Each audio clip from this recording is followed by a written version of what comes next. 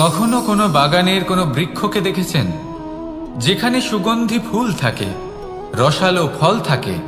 তখন মন প্রফুল্ল হয়ে ওঠে, মন থেকে সেই বৃক্ষের প্রতি ভালোবাসা জন্মায়।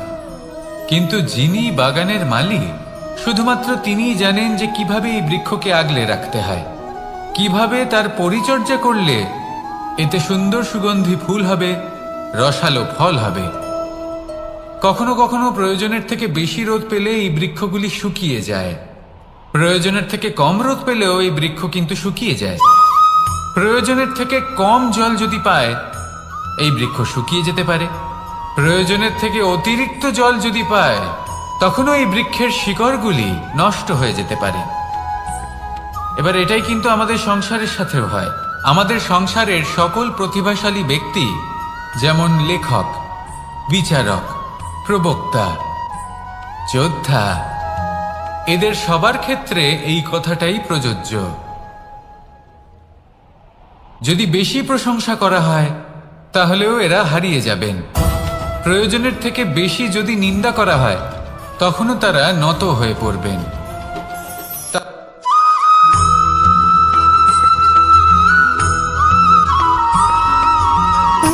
সুখ, দুঃখ এবং শক্তি, এই তিন হলো এই সংসারের ত্রিদেবের মতো। আমাদের জীবনে যা কিছু ঘটছে এই তিনটির ভিত্তির উপরেই হচ্ছে। আসলে এই সংসারের একটা নিয়ম আছে, যখনই আপনি কিছু লাভ করেন, এই সংসার আপনার পরীক্ষা নেয়। এটা জানার জন্য আপনার পরীক্ষা নেয় যে আপনি যা কিছুই লাভ করেছেন, আপনি কি আদৌ সেটার যোগ্য কিনা। ঠিক সেইভাবেই এই সুখ, দুঃখ এবং শক্তি আপনার পরীক্ষা নিয়ে থাকে। যখন সুখ আসে, তখন সে আপনার পরীক্ষা নেয় যে আপনার মধ্যে অহংবোধ জাগ্রত হয়নি তো। যদি অহংবোধ চলে আসে, তাহলে সুখ সেখানেই সঙ্গ ত্যাগ করে। দুঃখ আপনার ধৈর্যের পরীক্ষা নিতে থাকে, আর যদি আপনার মধ্যে ধৈর্য না থাকে, তাহলে এটা আপনাকে আরো বেশি দুঃখের গভীর অন্ধকারে ঠেলে দেবে। সেখানে শক্তি পরীক্ষা নেয় আপনার বিনম্রতার। যদি আপনি বিনম্র না হন, তাহলে হয় এই শক্তি আপনার সঙ্গ ত্যাগ করবে, নয় এই শক্তি বিনম্রতার অভাবে আপনার পতনের কারণ হতে পারে। এই সংসারে যে কোনো ব্যক্তি যিনি এই পরীক্ষায় উত্তীর্ণ হয়ে থাকেন, এই জীবনে তিনি সাফল্য লাভ করেন। আসুন আমার সাথে ভালোবেসে বলুন, রাধা রাধা।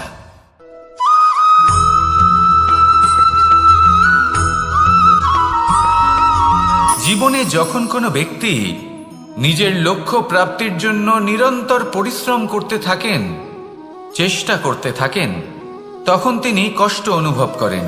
কখনো শারীরিক কষ্ট, কখনো মানসিক কষ্ট। এবার উনি এটা ভাবতে থাকেন যে আমি কি উচিত করছি নাকি অনুচিত করছি। কারণ অন্যদিকে এমন একজন ব্যক্তিও আছেন যিনি একদমই পরিশ্রম, চেষ্টা করছেন না। তিনি মদিরা পান করেন, বিলাসিতায় জীবন কাটান, অলস প্রকৃতির হয়ে ওঠেন, নিদ্রাতে বিলীন হয়ে থাকেন আর ভাবেন যে তিনি সুখ লাভ করছেন। কিন্তু এরকম কেন হয়? কারণ যখন আমরা সৎ পথে থাকি, উচিত পথে চলি, লক্ষ্য প্রাপ্ত করার জন্য চেষ্টা করতে থাকি, তখন আমাদের ভেতরে থাকা নেতিবাচক শক্তি এবং পাপ এই দেহকে ত্যাগ করে দেয়। আর এই অনুভূতিটাই আমাদের দুঃখের অনুভূতি দেয়, কষ্ট দেয়। এবার সেখানে যদি আমরা কুপথে চলি, অনুচিত পথে চলতে থাকি, তাহলে আমাদের ভেতরে থাকা পুণ্য এবং ধনাত্মক শক্তি আমাদের দেহ ত্যাগ করে দেয়। আর এই অনুভূতির কারণেই আমরা সুখ অনুভব করি। কিন্তু কখনো ভাববেন যে এই সুখ বেশি সময় পর্যন্ত থাকে না। সেই জন্য সবসময় মনে রাখবেন, যদি আপনি জানেন যে এটাই আপনার লক্ষ্য, এটাই উচিত পথ, শুভ পথ, তাতে নিরন্তরভাবে এগিয়ে যেতে চেষ্টা করতে থাকুন। এই কষ্ট আপনাকে সুখের পরাকাষ্ঠায় কখন পৌঁছে দেবে তা আপনি জানতেই পারবেন না। আসুন আমার সাথে ভালোবেসে বলুন, রাধা রাধা।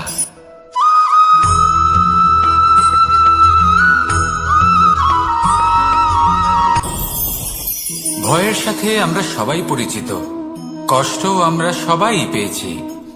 কখনো কখনো আমরা অসুস্থ হয়ে পড়ি, আর এমন সময় হলে মাতার মমতা, কখনো বাবার স্নেহ, কখনো বন্ধুদের পাশে থাকার অনুভূতি আমাদের রোগ নিরাময়ে সাহায্য করে।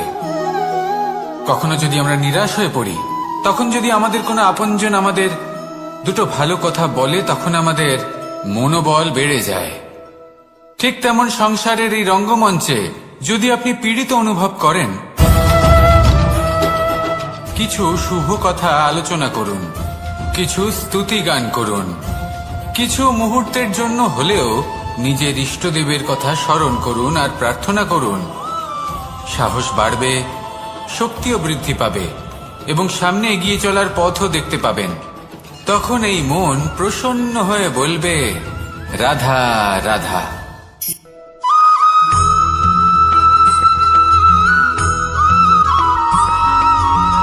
কথায় আছে যে এমন কোনো অক্ষর নেই যার দ্বারা কোনো মন্ত্র হয় না, এমন কোনো বনস্পতি নেই যা নিজেই একটা ঔষধি নয়, পৃথিবীর এমন কোনো ব্যক্তি নেই যার মধ্যে কোনো যোগ্যতা থাকে না। শুধু প্রয়োজন হলো যে ব্যক্তিকে আমরা খুঁজে চলেছি তাকে সঠিকভাবে চিনে নেওয়া। যদি তার যোগ্যতা, তার বিশেষত্ব আমরা বুঝতেই না পারি, তাহলে আর লাভ কি রইল?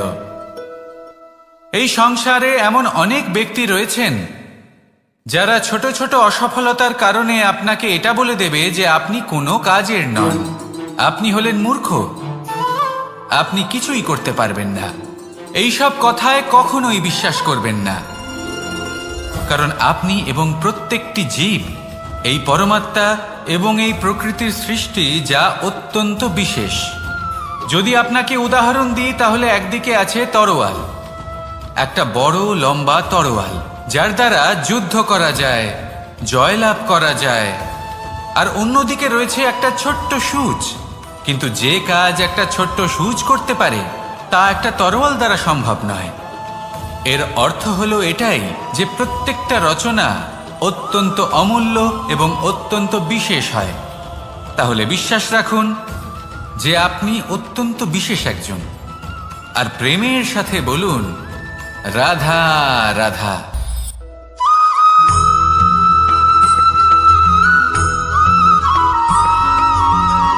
কেউ বলে জীবন খুব ক্ষণস্থায়ী, কেউ বলে জীবন হলো একটা সুন্দর স্বপ্নের মতো, আবার কেউ বলবে জীবন হলো এক কঠোর সত্য।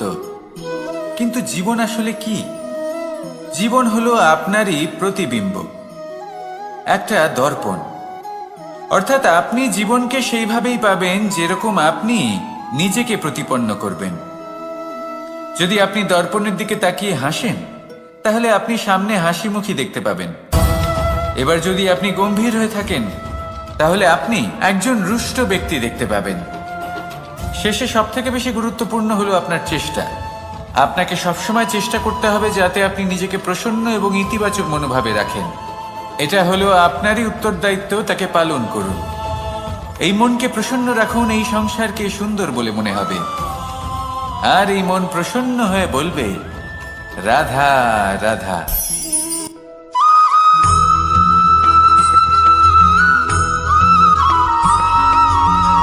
আপনি কখনো কোনো বাজকে নিজের বাসা বানাতে দেখেছেন?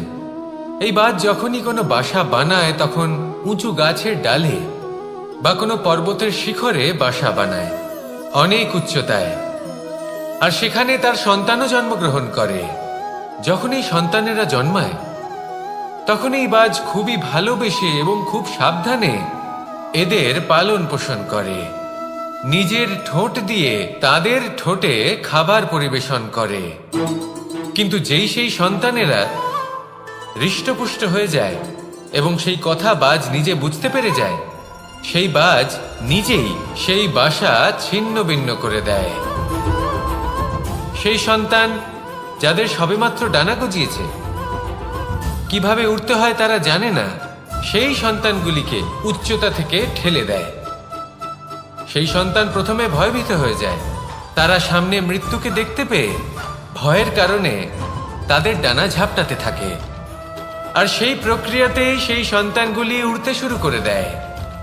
এবার এই ঘটনায় আমরা কি শিক্ষা পেতে পারি? এটাই, যদি আপনি মাতা পিতা হন তাহলে নিজের সন্তানকে অবশ্যই স্নেহ করুন, কিন্তু তাদেরকে নিজের আঁচলের তলায় বেঁধে রাখবেন না। যদি আপনি চান আপনার সন্তান জীবনে উন্নতি করুক, তাহলে নিজের মুঠো থেকে তাদের স্বতন্ত্র করে দিন। এই সংসারে সংঘর্ষ করতে দিন। সেই সন্তান নিজেই বুঝতে পারবে যে জন্মের সময় পাওয়া ডানা কি করে ব্যবহার করতে হয়। আর আপনার চোখের সামনে আপনার সন্তান এই আকাশে উড়তে থাকবে। তাহলে আসুন আমার সাথে ভালোবেসে বলুন, রাধা রাধা।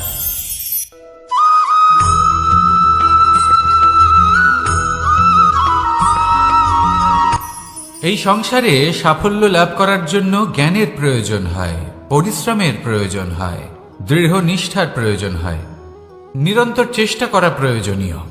কিন্তু আরো কিছু আছে যা অত্যন্ত প্রয়োজনীয় এবং গুরুত্বপূর্ণ। তা হলো ভালো বন্ধু। তাদের থাকা অত্যন্ত প্রয়োজনীয়। যদি ভালো বন্ধু থাকে তাহলে সময় এলে তারা ঢাল হয়ে আপনাকে সুরক্ষা করবেন। সময় এলে অস্ত্রের মতো শত্রুকে সংহারও করবেন। যদি তিনি জ্ঞানী হন, তাদের মধ্যে সদ্গুণ থাকে, তাহলে এই সব গুণ আপনার মধ্যেও প্রবেশ করবে। তাহলে সাফল্যের জন্য ভালো বন্ধু পাওয়া অত্যন্ত প্রয়োজনীয়। কিন্তু শুধু বন্ধু কেন, ভালো শত্রুও থাকা প্রয়োজনীয়। এবার আপনি ভাববেন, আমি কি বললাম? যদি আপনার জীবনেও ভালো অর্থাৎ শক্তিশালী শত্রু থাকে, তাহলে আপনিও শক্তিশালী হতে থাকবেন। এই শত্রু আপনাকে প্রেরিত করবে আরো বেশি শক্তিশালী হয়ে ওঠার। কখনো কোনো হরিণকে দেখুন, তীব্র গতিতে দৌড়তে থাকে। কেন তীব্র গতিতে দৌড়য়? এই কারণে নয় যে কোথাও তার জন্য মধুর ঘাস অপেক্ষা করে রয়েছে, না। সে এই কারণে তীব্র গতিতে দৌড়য় কারণ সেটা না করলে তার পেছনে একটি সিংহ আছে যে ওকে নিজের ভোজন করে ফেলবে। তাই জীবনে বিপদ, সংকট, এই সব কিছুও হলো অত্যন্ত গুরুত্বপূর্ণ। তার সম্মুখীন হতে শিখুন আর আমার সাথে ভালোবেসে বলুন, রাধা রাধা।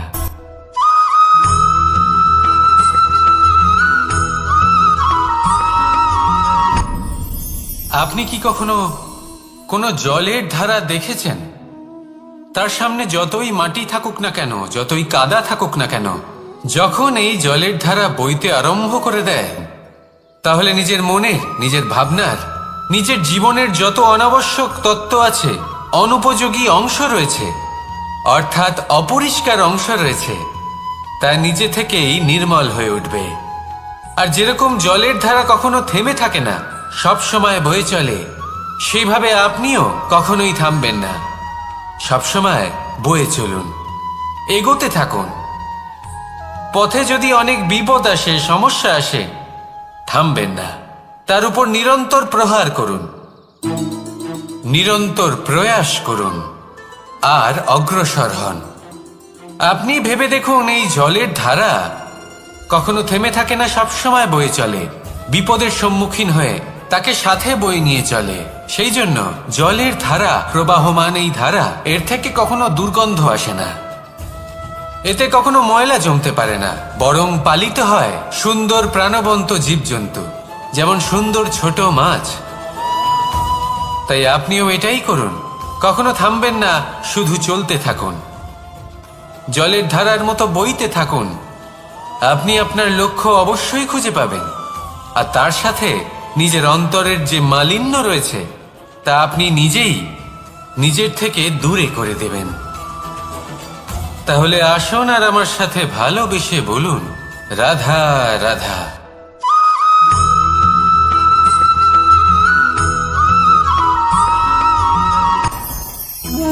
ভোজন। এবার ভোজন সংগ্রহ করার জন্য মানুষ কি না করেন, সব সময় চেষ্টা করতে থাকেন। ফসল উৎপাদনের জন্য অনেক পরিশ্রম করতে থাকেন, কিন্তু অনেক সময় অনেক পরিশ্রম করার পরেও ফসল ভালো উৎপাদন হয় না। এর কারণ কি? কারণ হলো এটাই যে আপনি পরিশ্রম হয়তো অনেক করেছেন, কিন্তু আপনার নজর তো সেই বীজের দিকে ছিলই না যা আপনি রোপণ করেছেন। সেই জন্য সব সময় কোনো বীজ রোপণ করার আগে তাকে পরখ করে দেখুন, তা অত্যন্ত আবশ্যক। আর সেইভাবেই যখনই কোনো কর্মের প্রশ্ন আসে, তাহলে সেখানে শুধুমাত্র পরিশ্রম যথেষ্ট নয়। সেই কাজের প্রতি আপনার কর্তব্য কি, আপনার উদ্দেশ্য কি, সেটা জানা হলো অত্যন্ত গুরুত্বপূর্ণ। তাই কর্ম করুন, কিন্তু সেই কর্মের প্রতি আপনার যা উদ্দেশ্য তার মাহাত্ম্য বুঝতে চেষ্টা করুন। তাহলে আসুন আমার সাথে ভালোবেসে বলুন, রাধা রাধা।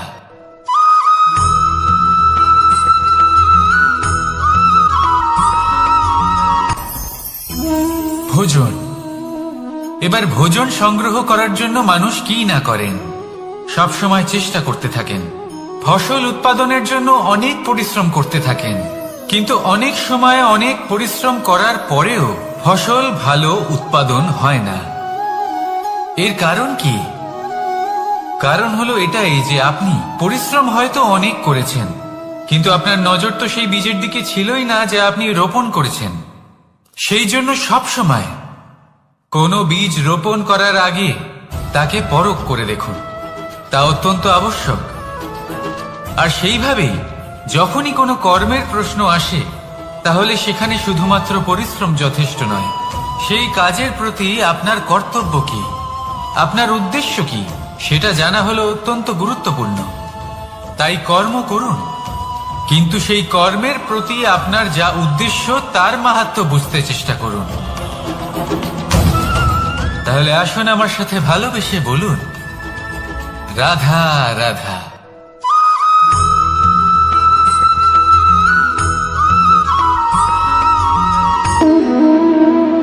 সম্পর্ক হলো আমাদের জীবনের একটি আধার। কিছু সম্পর্ক এমন যা আমরা জন্মসূত্রে লাভ করি, যেমন পরিবার, মা, বাবা। কিছু সম্পর্ক আছে যা আমরা জীবনে অর্জন করে থাকি, তা সে প্রেমের হোক, স্নেহের হোক বা বন্ধুত্বের। এই সকল সম্পর্ক লাভ করার বা গড়ে তোলার 5টি ধাপ রয়েছে। প্রথম ধাপ, কোনো ব্যক্তির সাথে আলাপ হওয়া, তার সাথে কথা বলা বা তাকে দেখা। দ্বিতীয় ধাপ, সে ব্যক্তিকে আমাদের ভালো লাগা। তৃতীয় ধাপ, আমাদের এটা চাইতে শুরু করা যে জীবনে এই ব্যক্তি যেন আমাদের বন্ধু হন, আমাদের জীবনে থাকেন, বা আমাদের কাউকে ভালোবেসে ফেলা। আর এটা আমাদের ভাবা বা চাওয়া যে সেই ব্যক্তি যেন আজীবন আমার সাথে থাকেন, আমার জীবনে আমার সাথী হয়ে। চতুর্থ ধাপ, লাভ করা। এবার এই ধাপটি অনেক মানুষের পক্ষেই খুবই সরল হয়, বড়ই সরলভাবে নিজেদের সঙ্গীকে লাভ করে থাকেন। কিছু মানুষের জন্য এই ধাপ অত্যন্ত কঠিন হয়ে থাকে। অনেক প্রতিকূল পরিস্থিতির উপর জয়লাভ করে তারা সঙ্গীকে লাভ করেন, কিন্তু লাভ অবশ্যই করেন। এরপরে আসে পঞ্চম, অন্তিম এবং সব থেকে গুরুত্বপূর্ণ ধাপ। সেটা হলো সেই সম্পর্ক পালন করা। এটা হলো এমন এক বিষয় যা প্রত্যেক মানুষের শেখা উচিত। যদি ব্যক্তি নিজের জীবনে সম্পর্ক রক্ষা করতে শিখে যান, তবে প্রত্যেক সম্পর্ক তার জীবনকে স্বর্গ করে তুলবে। আসুন আর আমার সাথে ভালোবেসে বলুন, রাধা রাধা।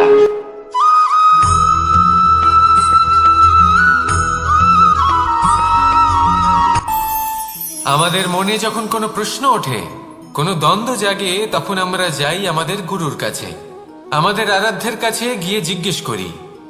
এইভাবেই একদিন আমি পৌঁছলাম আমার আরাধ্যের কাছে, আমার মহাদেবের কাছে, আর ওনাকে প্রশ্ন করলাম যে মহাদেব, জীবনে আনন্দ পাওয়ার, উৎসব পালনের, প্রেম ভাগ করে নেবার, জীবনকে উপভোগ করে নেওয়ার সর্বশ্রেষ্ঠ সময় কোনটা?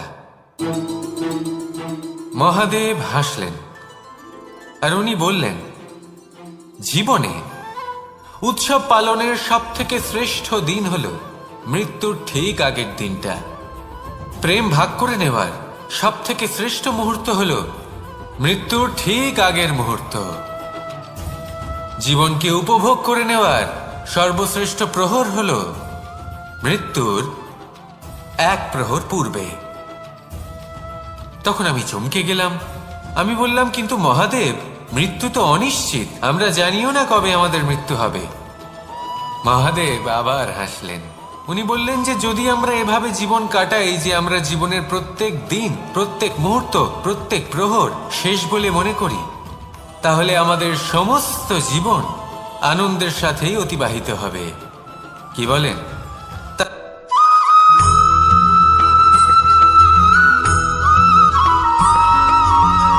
এই সংসারে কোনো বস্তু হোক বা ব্যক্তি হোক, তার একার গুরুত্ব কিন্তু খুব বেশি নয়। একটা উদাহরণ হিসেবে বৃষ্টির ফোঁটাকে ভেবে দেখুন। যদি একটি বৃষ্টির ফোঁটা হয় তাহলে তার খুব বেশি গুরুত্ব থাকে না, কিন্তু যখন সহস্র বৃষ্টির ফোঁটা মেঘের মধ্যে দিয়ে ঝরে পড়ে, তখন সেটা বর্ষার রূপ ধারণ করে। সেই বর্ষা যা এই প্রকৃতিকে শান্ত করে। সেইভাবেই পাথরের ছোট টুকরো, তার খুব বেশি গুরুত্ব থাকে না, কিন্তু যখন অসংখ্য পাথরের টুকরো একত্রিত হয় তখন তা পর্বতের আকার ধারণ করে। সেইভাবেই কিছু মানুষ যখন একত্রিত হন তখন তৈরি হয় পরিবার, কিছু পরিবার যখন একত্রিত হয় তখন তৈরি হয় সমাজ, যখন অনেক সংখ্যক সমাজ একত্রিত হয় তখন তৈরি হয় রাজ্য। এবার এই রাজ্যের সবথেকে গুরুত্বপূর্ণ ব্যক্তি হতে পারেন রাজা, কিন্তু তাও সেই রাজা একা কিছু করতে পারেন না। যুদ্ধ লড়ার সময় তারও নিজের সৈন্যদলকে প্রয়োজন পড়ে। কিন্তু এই সংসারে এমন একজন ব্যক্তি আছেন যিনি একাই সব কাজ করতে থাকেন, এবং সেই ব্যক্তি হলেন মা। আমাদের জীবনে একজন পিতার ভূমিকা কিন্তু নিঃসন্দেহে অমূল্য, কিন্তু আমাদের সকলের জীবনে যে ভূমিকা একজন মায়ের তা অন্য কারোর থাকে না। একজন মা একাই সন্তানকে বড় করতে পারেন, সংস্কারী করে তুলতে পারেন, তার জন্য পরিশ্রম করেন। আর এত কিছু কাজ করার পরেও তার কাজের জন্য তিনি প্রশংসা অবশ্য পান না। উল্টে যদি সেই সন্তান অনুচিত পথে চালিত হয়, অনুচিত কর্ম করে, তখন সেই মাকেই অপবাদের পাত্র হয়ে উঠতে হয়। আমাদের জীবনে মায়ের যোগদান কতটা সেটা বুঝুন। আপনাকে বড় করে তোলার জন্য উনি কতটা পরিশ্রম করেছেন সেটা বুঝুন। আজ থেকে, এখন থেকে, এই মুহূর্ত থেকে মাকে সম্মান করতে শিখুন। যখন সময় পাবেন, যখন সুযোগ হবে, তখন তার প্রশংসা করুন, ওনারও ভালো লাগবে। আর মায়ের এই মমতার জন্য, তার এই ভূমিকার জন্য আসুন সবাই মিলে আমরা তাকে প্রণাম করি, আর সকলে মিলে ভালোবেসে বলি রাধা রাধা।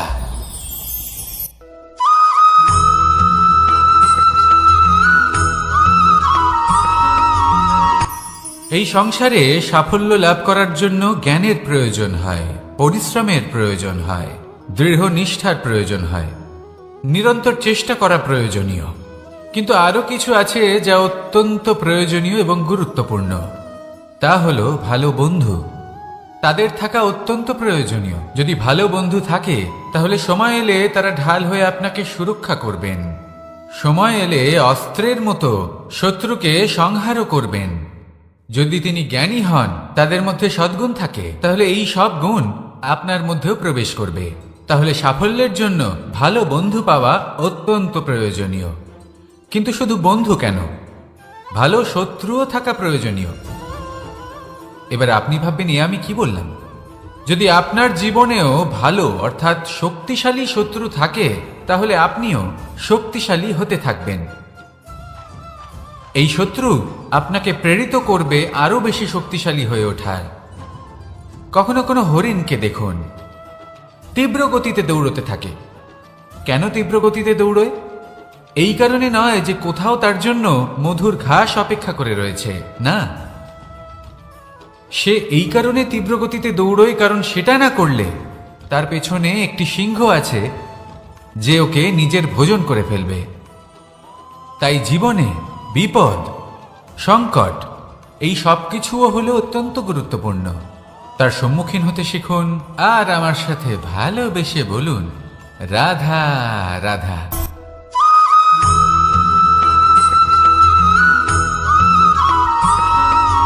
কথায় আছে, প্রত্যেক পুত্র তার পিতার প্রতিচ্ছবি হয়। আর সমস্ত প্রতিচ্ছবি চায় যেন সে তার অস্তিত্ব প্রাপ্ত করতে পারে। পুত্র চায় সে যেন তার পিতার মতো হয় বা কখনো কখনো তার থেকেও শ্রেষ্ঠ হয়। সেটা কোনো অনুচিত ব্যাপার নয়। অনুচিত তখন হয় যখন পুত্র নিজের পিতার মতো হবার স্বপ্ন পূরণ করতে গিয়ে বা তার থেকেও শ্রেষ্ঠ হওয়ার স্বপ্ন পূরণে অনুচিত পথের আশ্রয় নেয়। কারণ তারপরে সে তার পিতার গুণগুলি আত্মসাৎ করতে চায় না। সে শুধুই এটা চায় যে সংসারের চোখে যেন আমি শ্রেষ্ঠ প্রমাণিত হই। এটা অনুচিত। সংসারে এমন অনেক মানুষ আছেন যারা এই কারণে শ্রেষ্ঠ হওয়ার চেষ্টা করেন যাতে তার পরিবারের তার পিতার সম্মান বৃদ্ধি পায়। এমনও মানুষ থাকেন। আর এটাই হলো পার্থক্য উদ্দেশ্যের। মনে রাখবেন, যদি আপনার উদ্দেশ্য শুভ হয় তাহলে পথও শুভ হবে। যদি আপনার উদ্দেশ্য অশুভ হয় তাহলে পথও অশুভ হবে। তাহলে নিজের পিতার মতো হবার চেষ্টা অবশ্যই করুন, তার থেকেও শ্রেষ্ঠ হওয়ার চেষ্টা অবশ্যই করুন, কিন্তু মনে রাখবেন আপনার সংকল্প আর আপনার উদ্দেশ্য এই দুই শুভ হওয়া উচিত। তাহলে আসুন আর আমার সাথে ভালোবেসে বলুন, রাধা রাধা।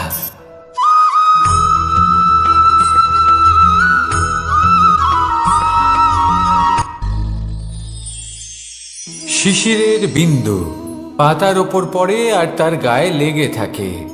পাতা তাকে শুষে নিতে পারে না আর শেষ পর্যন্ত সে ঝরে পড়ে যায়। অন্যদিকে রয়েছে মেঘ এবং চাতক। এদের মধ্যে অনেক দূরত্ব থাকে। মেঘ থাকে আকাশে আর চাতক থাকে ধরিত্রীতে। কিন্তু যখন এই মেঘ থেকে বৃষ্টি ঝরে পড়ে, এই চাতক কিন্তু সেই জলই পান করে, নয়তো সে তৃষ্ণার্ত থেকে যায়। এবার অন্যদিকে দেখলাম শিশির বিন্দু আর পাতার এই সম্পর্ক। এরা খুব কাছাকাছি থাকে, ঘনিষ্ঠও থাকে। অন্যদিকে রয়েছে মেঘ এবং চাতকের সম্পর্ক, যাদের মধ্যে অনেক দূরত্ব থাকা সত্ত্বেও তারা খুব ঘনিষ্ঠ, তাই না? এই সারমর্ম খুব সরল। এই নৈকট্য, এই দূরত্ব, তা আপনার সম্পর্কে প্রভাব কিছুতেই ফেলতে পারে না। এই নৈকট্য, এই দূরত্ব, এসব হলো শুধুমাত্র মনের ব্যাপার। কখনো আপনি অনুভব করেছেন আপনি কারোর থেকে অনেক অনেক দূরে আছেন, অনেক দূরে আছেন, তাও সেই ব্যক্তির প্রতি আপনি টান অনুভব করেন। সেখানে আপনি কারোর সাথে প্রত্যেক দিন অতিবাহিত করেন, সমস্ত জীবন অতিবাহিত করেন, সব থেকে বেশি সময় তার সাথে অতিবাহিত করেন, তাও তার প্রতি সেই টান অনুভব করেন না। এই সংকেত হলো মনের দূরত্বের। তাহলে মনের এই দূরত্ব দূর করুন আর আমার সাথে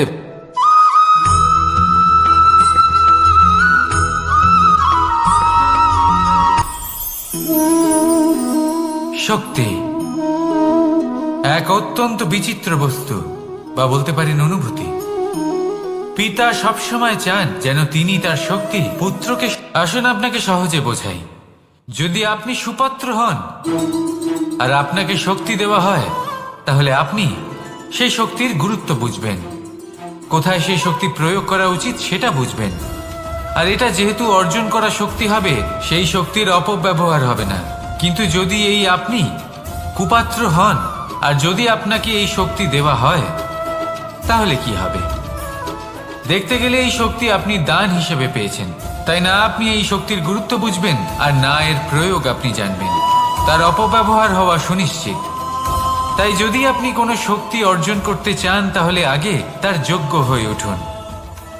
পুত্র নয়, পাত্র হয়ে উঠুন। আর আমার সাথে ভালোবেসে বলুন, রাধা রাধা।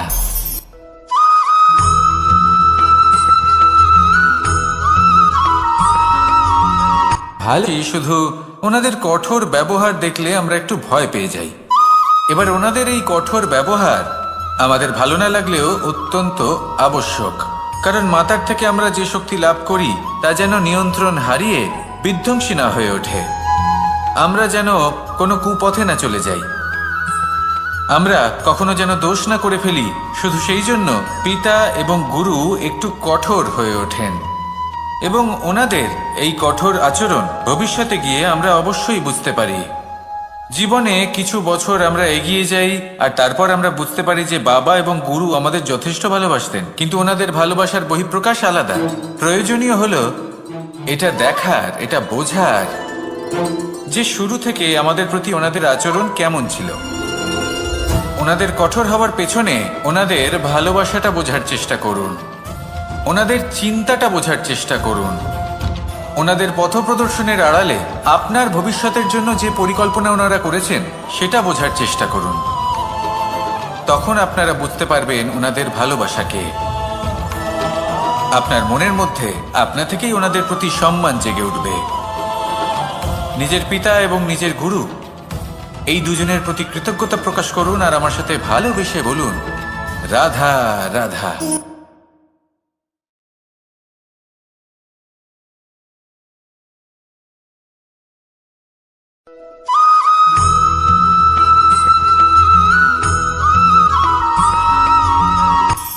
কখনো কোনো বাগানের কোনো বৃক্ষকে দেখেছেন যেখানে সুগন্ধি ফুল থাকে, রসালো ফল থাকে? তখন মন প্রফুল্ল হয়ে ওঠে, মন থেকে সেই বৃক্ষের প্রতি ভালোবাসা জন্মায়। কিন্তু যিনি বাগানের মালিক, শুধুমাত্র তিনিই জানেন যে কিভাবে এই বৃক্ষকে আগলে রাখতে হয়, কিভাবে তার পরিচর্যা করলে এতে সুন্দর সুগন্ধি ফুল হবে, রসালো ফল হবে। কখনো কখনো প্রয়োজনের থেকে বেশি রোদ পেলে এই বৃক্ষগুলি শুকিয়ে যায়, প্রয়োজনের থেকে কম রোদ পেলেও এই বৃক্ষ কিন্তু শুকিয়ে যায়। প্রয়োজনের থেকে কম জল যদি পায় এই বৃক্ষ শুকিয়ে যেতে পারে, প্রয়োজনের থেকে অতিরিক্ত জল যদি পায় তখনও এই বৃক্ষের শিকড়গুলি নষ্ট হয়ে যেতে পারে। এবার এটাই কিন্তু আমাদের সংসারের সাথেও হয়। আমাদের সংসারের সকল প্রতিভাশালী ব্যক্তি, যেমন লেখক, বিচারক, প্রবক্তা, যোদ্ধা, এদের সবার ক্ষেত্রে এই কথাটাই প্রযোজ্য। যদি বেশি প্রশংসা করা হয় তাহলেও এরা হারিয়ে যাবেন। প্রয়োজনের থেকে বেশি যদি নিন্দা করা হয় তখনও তারা নত হয়ে পড়বেন।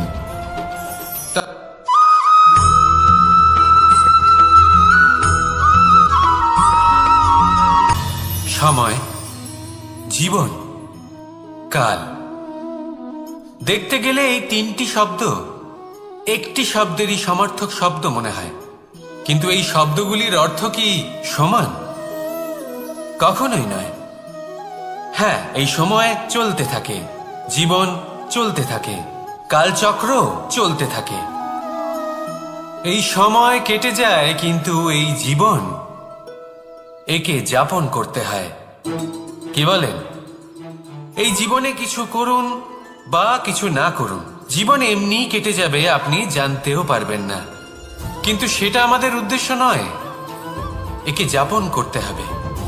এই জীবনে প্রেরণা পেতে শিখুন, প্রেরণা দিতে শিখুন, আহ্বান গ্রহণ করতে শিখুন, আহ্বান জানাতে শিখুন, মহান কাজ করতে শিখুন, ধন্যাত্মক বোধ জাগিয়ে তুলুন। জীবন অতিবাহিত করার অর্থ কি তা আপনি শিখে যাবেন। কারণ সময় কেটে যায়, সমস্ত যুগ কেটে যায়, কিন্তু জীবনের রীতি জীবন কাটিয়ে দেওয়া নয়, জীবন যাপন করা। এই জীবন সম্পূর্ণরূপে অনুভব করতে হবে, নতুন পথ বানাতে হবে। এবারে যদি এই জীবন বাঁচার সময় একবার ভেবে দেখুন, যদি মনে প্রেম থাকে, সদ্ভাবনা থাকে, তাহলে কি হবে? এই জীবনকে বাঁচার অনুভূতিটাই অন্যরকম হয়ে যাবে, একটা আনন্দময় অনুভূতি লাভ করবেন। তাহলে এটাই করুন আর আমার সাথে ভালোবেসে বলুন, রাধা রাধা।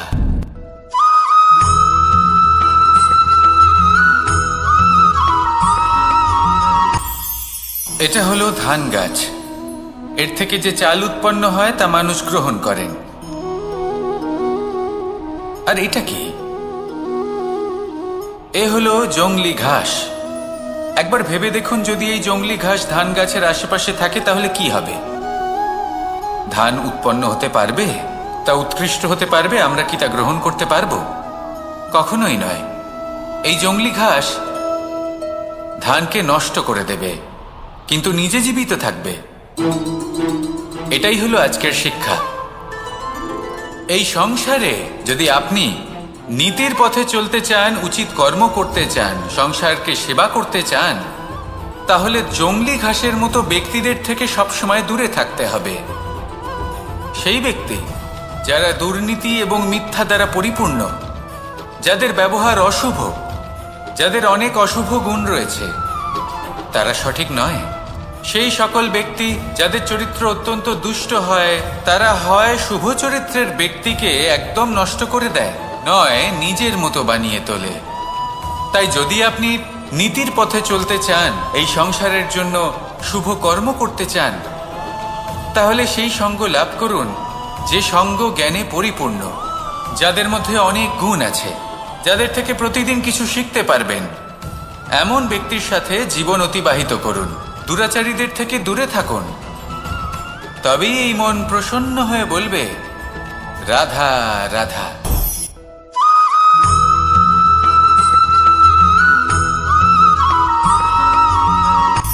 সূচের শেষে একটি ছিদ্র থাকে, যার দ্বারা আমরা এই সুতো পরাতে পারি, আর তারপর সূচের সাহায্যে এই সুতো দিয়ে বস্ত্র সেলাই করা যায়। কিন্তু যদি সুতোটা সোজা করে ধরা না হয়, তাহলে সূচে কখনো এই সুতো পরানোই সম্ভব নয়। যদি এতে কোনো গিঁট পড়ে, তখন তা কখনোই এই ছিদ্র দ্বারা প্রবেশ করা সম্ভব নয়। ঠিক এইভাবেই যদি আপনি কারোর জীবনে প্রবেশ করতে চান, কারোর অন্তরে প্রবেশ করতে চান, তাহলে আপনাকেও সহজ থাকতে হবে। এতে কোনো গিঁট থাকলে চলবে না, অর্থাৎ মনে যাতে কোনো মালিন্য না থাকে, যেন কোনো কুচিন্তা না থাকে। যদি এসব থাকে, তাহলে আপনি কখনো কারোর জীবনে প্রবেশ করতে পারবেন না। আর যদি কোনোভাবে আপনি প্রবেশ করেও যান, তাহলে তার মনে ঘর করতে পারবেন না। নিজেকে এই সুতোর মতন করে তুলুন, সহজ। মনে যেন কোনো কুচিন্তা না থাকে, সবার প্রতি যেন সদ্ভাবনা থাকে, শুভ চিন্তা থাকে। এমনটা করতে থাকুন। এমন একটা দিন আসবে যেদিন এই সমস্ত সংসারের ব্যক্তির মনে আপনি বাস করবেন, আর তখন এই মন প্রসন্ন হয়ে বলবে, রাধা রাধা।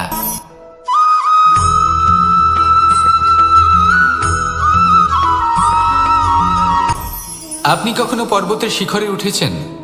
আপনি দেখতে পাবেন পর্বতের পদতলে প্রচুর সুন্দর ফুল রয়েছে, সবুজ বনানী রয়েছে।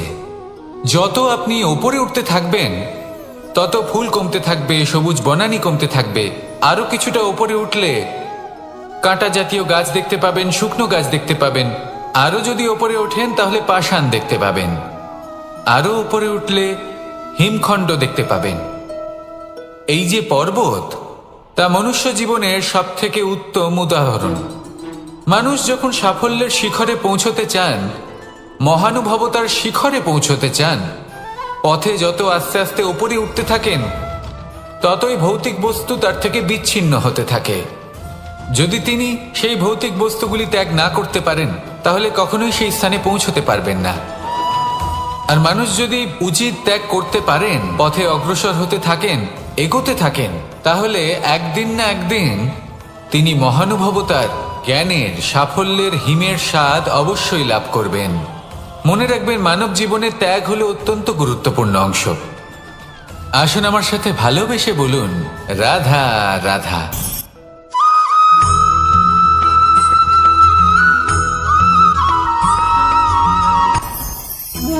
ভোজন। এবার ভোজন সংগ্রহ করার জন্য মানুষ কি না করেন, সব সময় চেষ্টা করতে থাকেন।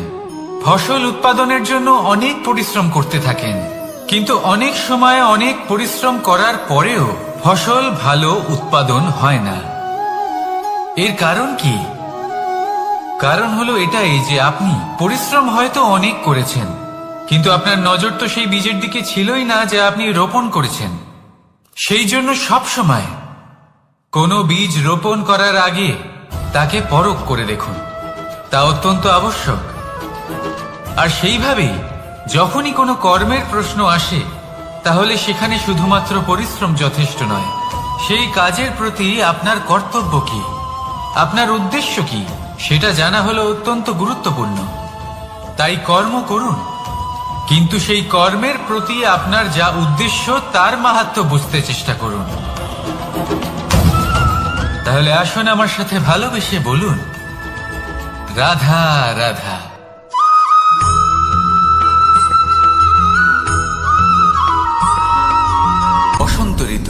এই সময় মন আনন্দে ভরে থাকে।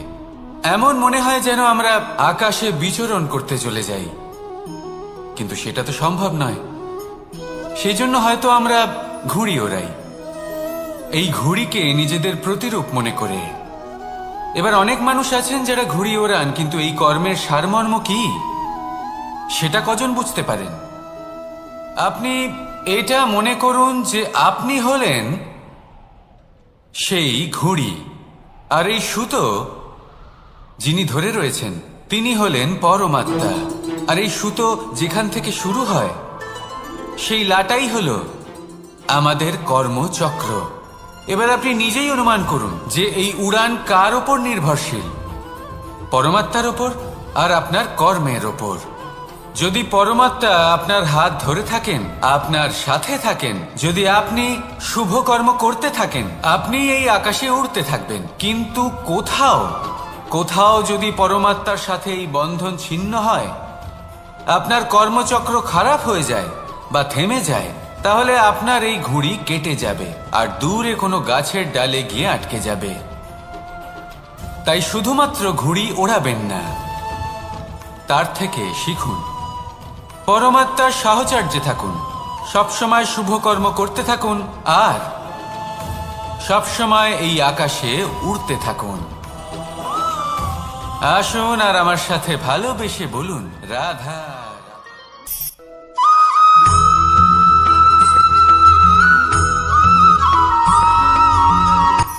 এই সংসারে সাফল্য লাভ করার জন্য জ্ঞানের প্রয়োজন হয়, পরিশ্রমের প্রয়োজন হয়, দৃঢ় নিষ্ঠার প্রয়োজন হয়, নিরন্তর চেষ্টা করা প্রয়োজনীয়। কিন্তু আরো কিছু আছে যা অত্যন্ত প্রয়োজনীয় এবং গুরুত্বপূর্ণ। তা হলো ভালো বন্ধু। তাদের থাকা অত্যন্ত প্রয়োজনীয়। যদি ভালো বন্ধু থাকে তাহলে সময় এলে তারা ঢাল হয়ে আপনাকে সুরক্ষা করবেন। সময় এলে অস্ত্রের মতো শত্রুকে সংহারও করবেন। যদি তিনি জ্ঞানী হন, তাদের মধ্যে সদ্গুণ থাকে, তাহলে এই সব গুণ আপনার মধ্যেও প্রবেশ করবে। তাহলে সাফল্যের জন্য ভালো বন্ধু পাওয়া অত্যন্ত প্রয়োজনীয়। কিন্তু শুধু বন্ধু কেন, ভালো শত্রুও থাকা প্রয়োজনীয়। এবার আপনি ভাববেন, এ আমি কি বললাম? যদি আপনার জীবনেও ভালো অর্থাৎ শক্তিশালী শত্রু থাকে, তাহলে আপনিও শক্তিশালী হতে থাকবেন। এই শত্রু আপনাকে প্রেরিত করবে আরো বেশি শক্তিশালী হয়ে ওঠার। কখনো কোনো হরিণকে দেখুন, তীব্র গতিতে দৌড়তে থাকে। কেন তীব্র গতিতে দৌড়য়? এই কারণে নয় যে কোথাও তার জন্য মধুর ঘাস অপেক্ষা করে রয়েছে, না। সে এই কারণে তীব্র গতিতে দৌড়য় কারণ সেটা না করলে তার পেছনে একটি সিংহ আছে যে ওকে নিজের ভোজন করে ফেলবে। তাই জীবনে বিপদ, সংকট, এই সব কিছুও হলো অত্যন্ত গুরুত্বপূর্ণ। তার সম্মুখীন হতে শিখুন আর আমার সাথে ভালোবেসে বলুন, রাধা রাধা।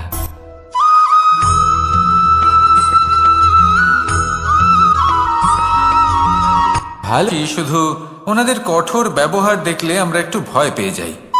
এবার ওনাদের এই কঠোর ব্যবহার আমাদের ভালো না লাগলেও অত্যন্ত আবশ্যক, কারণ মাতার থেকে আমরা যে শক্তি লাভ করি তা যেন নিয়ন্ত্রণ হারিয়ে বিধ্বংসী না হয়ে ওঠে। আমরা যেন কোনো কুপথে না চলে যাই, আমরা কখনো যেন দোষ না করে ফেলি। শুধু সেই জন্য পিতা এবং গুরু একটু কঠোর হয়ে ওঠেন, এবং ওনাদের এই কঠোর আচরণ ভবিষ্যতে গিয়ে আমরা অবশ্যই বুঝতে পারি। জীবনে কিছু বছর আমরা এগিয়ে যাই আর তারপর আমরা বুঝতে পারি যে বাবা এবং গুরু আমাদের যথেষ্ট ভালোবাসতেন, কিন্তু ওনাদের ভালোবাসার বহিঃপ্রকাশ আলাদা। প্রয়োজনীয় হলো এটা দেখার, এটা বোঝার যে শুরু থেকে আমাদের প্রতি ওনাদের আচরণ কেমন ছিল। ওনাদের কঠোর হওয়ার পেছনে ওনাদের ভালোবাসাটা বোঝার চেষ্টা করুন, ওনাদের চিন্তাটা বোঝার চেষ্টা করুন, ওনাদের পথপ্রদর্শনের আড়ালে আপনার ভবিষ্যতের জন্য যে পরিকল্পনা ওনারা করেছেন সেটা বোঝার চেষ্টা করুন। তখন আপনারা বুঝতে পারবেন ওনাদের ভালোবাসাকে। আপনার মনের মধ্যে আপনা থেকেই ওনাদের প্রতি সম্মান জেগে উঠবে। নিজের পিতা এবং নিজের গুরু এই দুজনের প্রতি কৃতজ্ঞতা প্রকাশ করুন আর আমার সাথে ভালোবেসে বলুন, রাধা রাধা।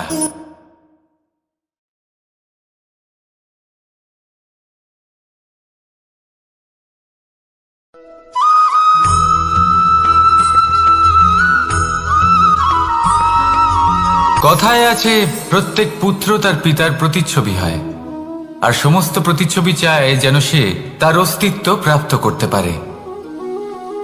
পুত্র চায় সে যেন তার পিতার মতো হয়, বা কখনো কখনো তার থেকেও শ্রেষ্ঠ হয়। সেটা কোনো অনুচিত ব্যাপার নয়। অনুচিত তখন হয় যখন পুত্র নিজের পিতার মতো হবার স্বপ্ন পূরণ করতে গিয়ে বা তার থেকেও শ্রেষ্ঠ হওয়ার স্বপ্ন পূরণে অনুচিত পথের আশ্রয় নেয়। কারণ তারপরে সে তার পিতার গুণগুলি আত্মসাৎ করতে চায় না। সে শুধুই এটা চায় যে সংসারের চোখে যেন আমি শ্রেষ্ঠ প্রমাণিত হই। এটা অনুচিত। সংসারে এমন অনেক মানুষ আছেন যারা এই কারণে শ্রেষ্ঠ হবার চেষ্টা করেন যাতে তার পরিবারের তার পিতার সম্মান বৃদ্ধি পায়। এমনও মানুষ থাকেন, আর এটাই হলো পার্থক্য উদ্দেশ্যের। মনে রাখবেন, যদি আপনার উদ্দেশ্য শুভ হয় তাহলে পথও শুভ হবে, যদি আপনার উদ্দেশ্য অশুভ হয় তাহলে পথও অশুভ হবে।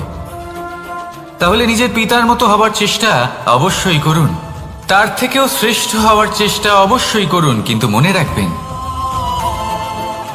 আপনার সংকল্প আর আপনার উদ্দেশ্য এই দুই শুভ হওয়া উচিত।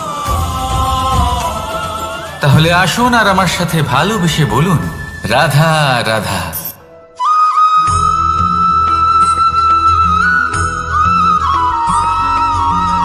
আপনি কখনো কোনো বাজকে নিজের বাসা বানাতে দেখেছেন?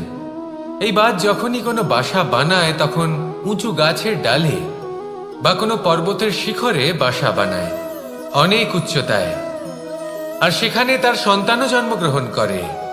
যখন এই সন্তানেরা জন্মায় তখন এই বাজ খুবই ভালোবেসে এবং খুব সাবধানে এদের পালন পোষণ করে। নিজের ঠোঁট দিয়ে তাদের ঠোঁটে খাবার পরিবেশন করে। কিন্তু যেই সেই সন্তানেরা হৃষ্টপুষ্ট হয়ে যায় এবং সেই কথা বাজ নিজে বুঝতে পেরে যায়, সেই বাজ নিজেই সেই বাসা ছিন্ন ভিন্ন করে দেয়। সেই সন্তান যাদের সবেমাত্র ডানা গজিয়েছে, কিভাবে উঠতে হয় তারা জানে না, সেই সন্তানগুলিকে উচ্চতা থেকে ঠেলে দেয়। সেই সন্তান প্রথমে ভয়ভীত হয়ে যায়। তারা সামনে মৃত্যুকে দেখতে পেয়ে ভয়ের কারণে তাদের ডানা ঝাপটাতে থাকে, আর সেই প্রক্রিয়াতেই সেই সন্তানগুলি উড়তে শুরু করে দেয়। এবার এই ঘটনায় আমরা কি শিক্ষা পেতে পারি? এটাই, যদি আপনি মাতা পিতা হন তাহলে নিজের সন্তানকে অবশ্যই স্নেহ করুন, কিন্তু তাদেরকে নিজের আঁচলের তলায় বেঁধে রাখবেন না। যদি আপনি চান আপনার সন্তান জীবনে উন্নতি করুক, তাহলে নিজের মুঠো থেকে তাদের স্বতন্ত্র করে দিন, এই সংসারে সংঘর্ষ করতে দিন। সেই সন্তান নিজেই বুঝতে পারবে যে জন্মের সময় পাওয়া ডানা কি করে ব্যবহার করতে হয়। আর আপনার চোখের সামনে আপনার সন্তান এই আকাশে উড়তে থাকবে। তাহলে আসুন আমার সাথে ভালোবেসে বলুন, রাধা রাধা।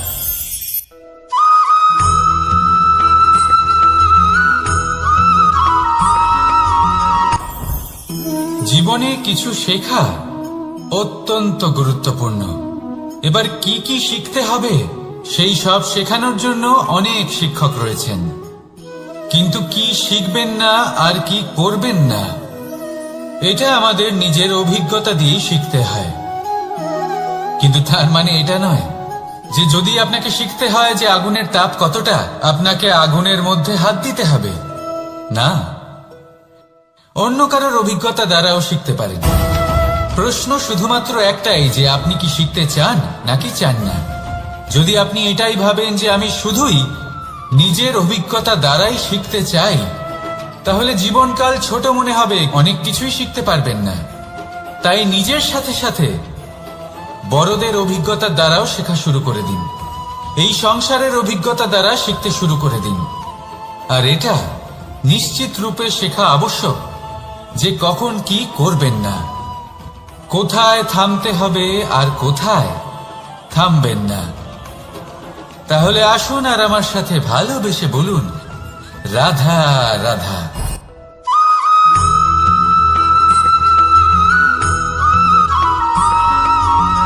এই সংসারে সব থেকে বেশি কোমল বস্তু হলো রেশম।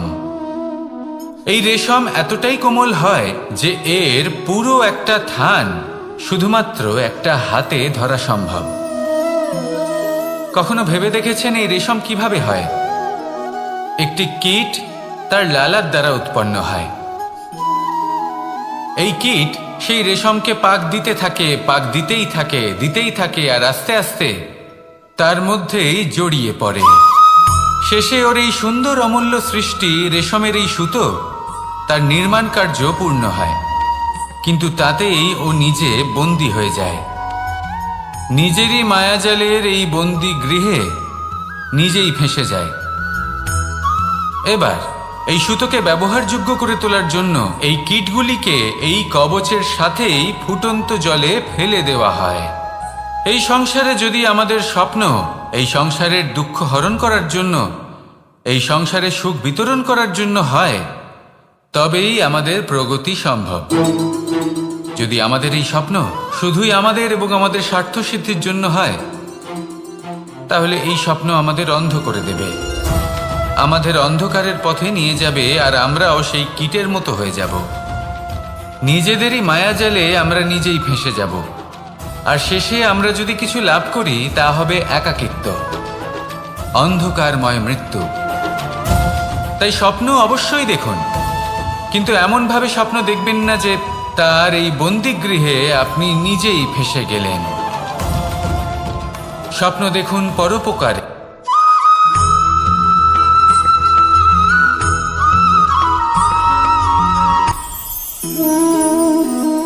শক্তি এক অত্যন্ত বিচিত্র বস্তু, বা বলতে পারেন অনুভূতি। পিতা সবসময় চান যেন তিনি তার শক্তি পুত্রকে। আসুন আপনাকে সহজে বোঝাই। যদি আপনি সুপাত্র হন আর আপনাকে শক্তি দেওয়া হয়, তাহলে আপনি সেই শক্তির গুরুত্ব বুঝবেন, কোথায় সেই শক্তি প্রয়োগ করা উচিত সেটা বুঝবেন। আর এটা যেহেতু অর্জন করা শক্তি হবে, সেই শক্তির অপব্যবহার হবে না। কিন্তু যদি এই আপনি কুপাত্র হন আর যদি আপনাকে এই শক্তি দেওয়া হয়, তাহলে কি হবে? দেখতে গেলে এই শক্তি আপনি দান হিসেবে পেয়েছেন, তাই না আপনি এই শক্তির গুরুত্ব বুঝবেন আর না এর প্রয়োগ আপনি জানবেন। তার অপব্যবহার হওয়া সুনিশ্চিত। তাই যদি আপনি কোনো শক্তি অর্জন করতে চান, তাহলে আগে তার যোগ্য হয়ে উঠুন, পুত্র নয় পাত্র হয়ে উঠুন। আর আমার সাথে ভালোবেসে বলুন, রাধা রাধা।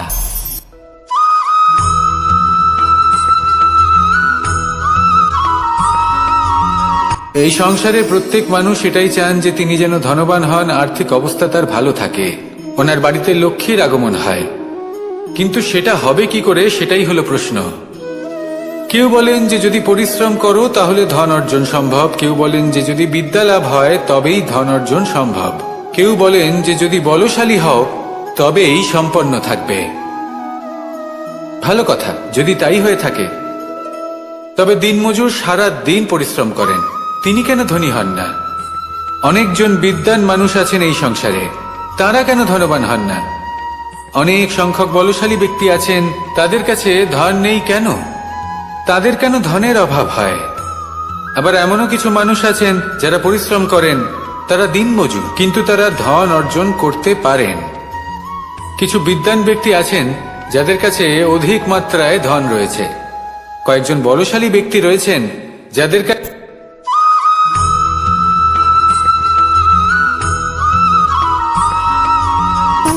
সুখ, দুঃখ এবং শক্তি, এই তিন হলো এই সংসারের ত্রিদেবের মতো। আমাদের জীবনে যা কিছু ঘটছে এই তিনটির ভিত্তির উপরেই হচ্ছে। আসলে এই সংসারের একটা নিয়ম আছে, যখনই আপনি কিছু লাভ করেন, এই সংসার আপনার পরীক্ষা নেয়। এটা জানার জন্য আপনার পরীক্ষা নেয় যে আপনি যা কিছুই লাভ করেছেন, আপনি কি আদৌ সেটার যোগ্য কিনা। ঠিক সেইভাবেই এই সুখ, দুঃখ এবং শক্তি আপনার পরীক্ষা নিয়ে থাকে। যখন সুখ আসে তখন সে আপনার পরীক্ষা নেয় যে আপনার মধ্যে অহংবোধ জাগ্রত হয়নি তো। যদি অহংবোধ চলে আসে তাহলে সুখ সেখানেই সঙ্গ ত্যাগ করে। দুঃখ আপনার ধৈর্যের পরীক্ষা নিতে থাকে, আর যদি আপনার মধ্যে ধৈর্য না থাকে তাহলে এটা আপনাকে আরো বেশি দুঃখের গভীর অন্ধকারে ঠেলে দেবে। সেখানে শক্তি পরীক্ষা নেয় আপনার বিনম্রতার। যদি আপনি বিনম্র না হন তাহলে হয় এই শক্তি আপনার সঙ্গ ত্যাগ করবে, নয় এই শক্তি বিনম্রতার অভাবে আপনার পতনের কারণ হতে পারে।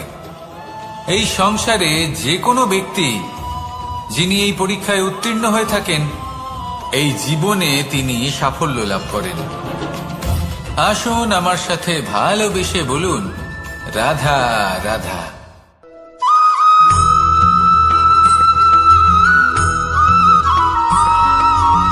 পঞ্চতত্ত্বের মধ্যে দ্বিতীয় তত্ত্ব হল ধরণী, ভূমি, যাকে আমরা ধরণী মাতা বলি। এই ধরণী ধৈর্য ধারণ করে, আর এর ওপরেই আমাদের সমগ্র সংসার নির্ভরশীল। কারণ এই ভূমি সহ্য ক্ষমতা রাখে, এর সহ্য ক্ষমতা হল অপরিসীম। সন্তান যতই আঘাত প্রদান করুক না কেন, প্রেম পূর্বক সহ্য করে, আর তার বদলে অমূল্য রত্ন প্রদান করে। সন্তান যদি হাল চালায় তাহলে তার বদলে তাকে অন্ন প্রদান করে। এটাই হলো ধরণী। এবার এর থেকে আমরা কি শিক্ষা পেতে পারি? এটাই যে কারোর জন্য কিছু করা বা কাউকে কিছু দেওয়া মনে কোনো কামনা ছাড়াই। আর এই কথাটা বুঝে যান, যদি কারোর জন্য কামনা না রেখে বা কোনো পাওয়ার আশা না রেখে কারোর জন্য কিছু করেন বা কারোকে কিছু দেন, যদি এটা আপনি শিখতে পারেন তবে আপনি ভালোবাসতে শিখে গেছেন। আর সেই জন্যই এই ধরিত্রীকে মাতা বলা হয়। কারণ মাতা শুধু উনি নন যিনি গর্ভে সন্তানকে ধারণ করেন, মাতা তো উনিও যিনি জীবন বাঁচতে শেখান, যিনি জীবন বাঁচার উদাহরণ প্রদান করেন। তাহলে ধরণীর থেকে এই নিঃস্বার্থ ভাব শিখুন, নিঃস্বার্থ ভালোবাসা শিখুন, আর এই ভালোবাসার সাথেই বলুন, রাধা রাধা।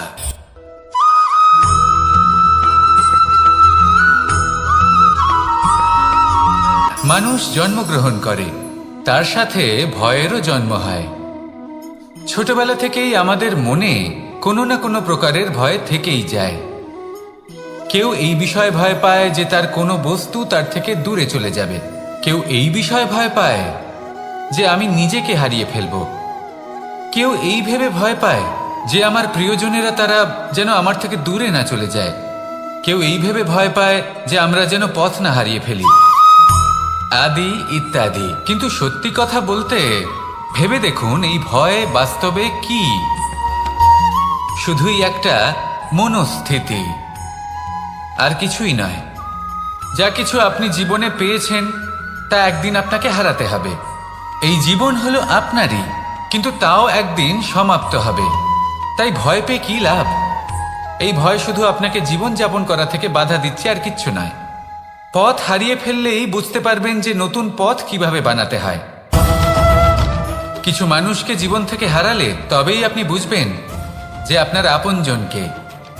এই ভয়ের কারণে ভীত হয়ে থাকবেন না। এই তারা নক্ষত্র অন্ধকারের অভাবে গুরুত্ব হারায়। শিবকেও মহাদেব হবার জন্য বিষ পান করতে হয়েছিল। প্রত্যেক পরিস্থিতি, প্রত্যেক সাফল্য আপনার পরীক্ষা নেবে, তাতে উত্তীর্ণ হওয়া হলো আপনার কর্ম। যখনই আপনি ভয় পাবেন বা সংকটের সম্মুখীন হবেন, তখন সাহসের সাথে তার সম্মুখীন হন। মনে রাখবেন, যে সম্মুখীন হতে জানে সাফল্য তার সাথে সবসময় থাকে। আসুন আর আমার সাথে ভালোবেসে বলুন, রাধা রাধা।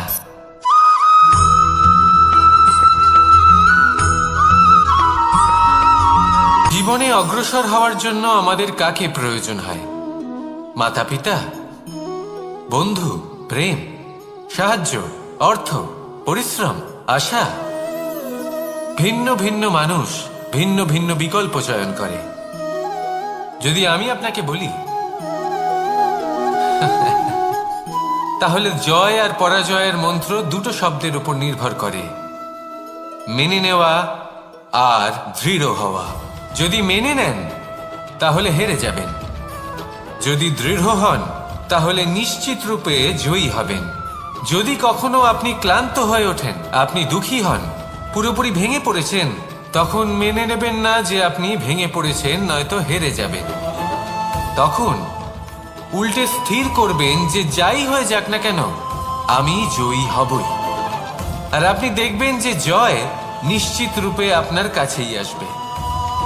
তাহলে এই কথা মনে রাখবেন আর আমার সাথে ভালোবেসে বলবেন, রাধা রাধা।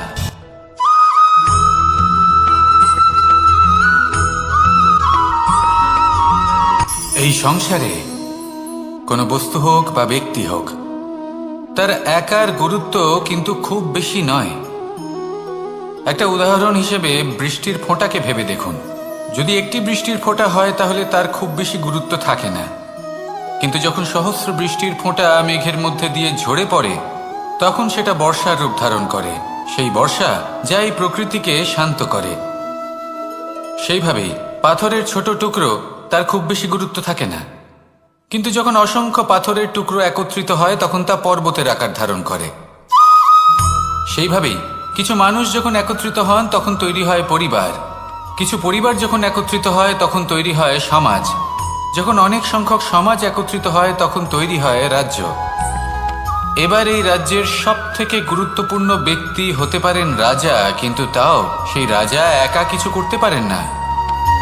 যুদ্ধ লড়ার সময় তারও নিজের সৈন্যদলকে প্রয়োজন পড়ে। কিন্তু এই সংসারে এমন একজন ব্যক্তি আছেন যিনি একাই সব কাজ করতে থাকেন, এবং সেই ব্যক্তি হলেন মা।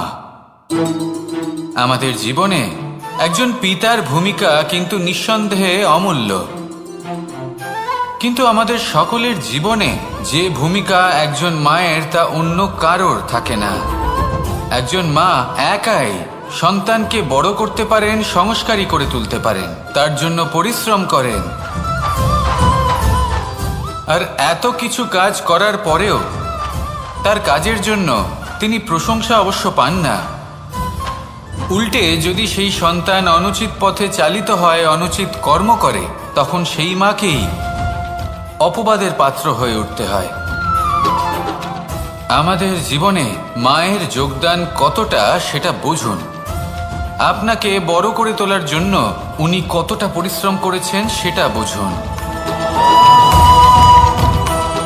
আজ থেকে, এখন থেকে, এই মুহূর্ত থেকে মাকে সম্মান করতে শিখুন। যখন সময় পাবেন, যখন সুযোগ হবে, তখন তার প্রশংসা করুন, ওনারও ভালো লাগবে। আর মায়ের এই মমতার জন্য, তার এই ভূমিকার জন্য আসুন সবাই মিলে আমরা তাকে প্রণাম করি, আর সকলে মিলে ভালোবেসে বলি, রাধা রাধা।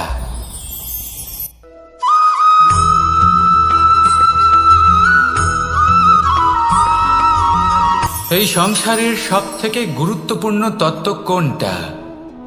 প্রথম হলো সময়। জন্ম থেকে মৃত্যু পর্যন্ত এই যে সময়, এটাই তো হলো জীবন। দ্বিতীয় হলো জীবন, যাতে আমরা সময়ের সদ্ব্যবহার করি, শ্রেষ্ঠ থেকে শ্রেষ্ঠতর কাজ করার চেষ্টা করি। বহু বছরের এই পরম্পরা, এই সংস্কৃতিকে এগিয়ে নিয়ে যাওয়ার চেষ্টা করি। এই সংসারে আমরা অংশগ্রহণ করতে চেষ্টা করি। তৃতীয় হলো ধন, সেই ধন যা প্রত্যেক ব্যক্তি অর্জন করতে চেষ্টা করেন। এবার এই তিনটি তত্ত্বের মধ্যে একটা সামঞ্জস্য আছে, সমান ব্যাপার আছে, সে ধনই হোক বা সময় হোক বা হোক জীবন। আর সেই সমান ব্যাপার হলো যে যদি আপনি এটা গণনা করতে থাকেন তাহলে তা কমতে থাকে, যদি আপনি এটা ব্যবহার করেন তাহলে তা বাড়তে থাকে। একে সংগঠিত করে রাখতে চেষ্টা করলে এ হাত থেকে ফসকে যায়, কিন্তু যদি আপনি একে সামলে রাখতে শিখে যান তাহলে এমন কাজ করবেন যাতে সংসারের সাথে সাথে পরবর্তী প্রজন্ম লাভবান হবে। যদি কিছু শিখতে চান তাহলে সামলাতে শিখুন, গণনা করা বা সংগঠিত করা নয়। আসুন আর আমার সাথে ভালোবেসে বলুন, রাধা রাধা।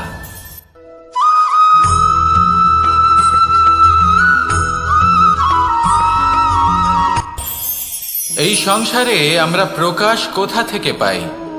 এর উত্তর বড়ই সরল। ভোরে যখন সূর্যোদয় হয় তখন প্রকাশের কিরণ আমাদের ঘরে এসে পৌঁছয়।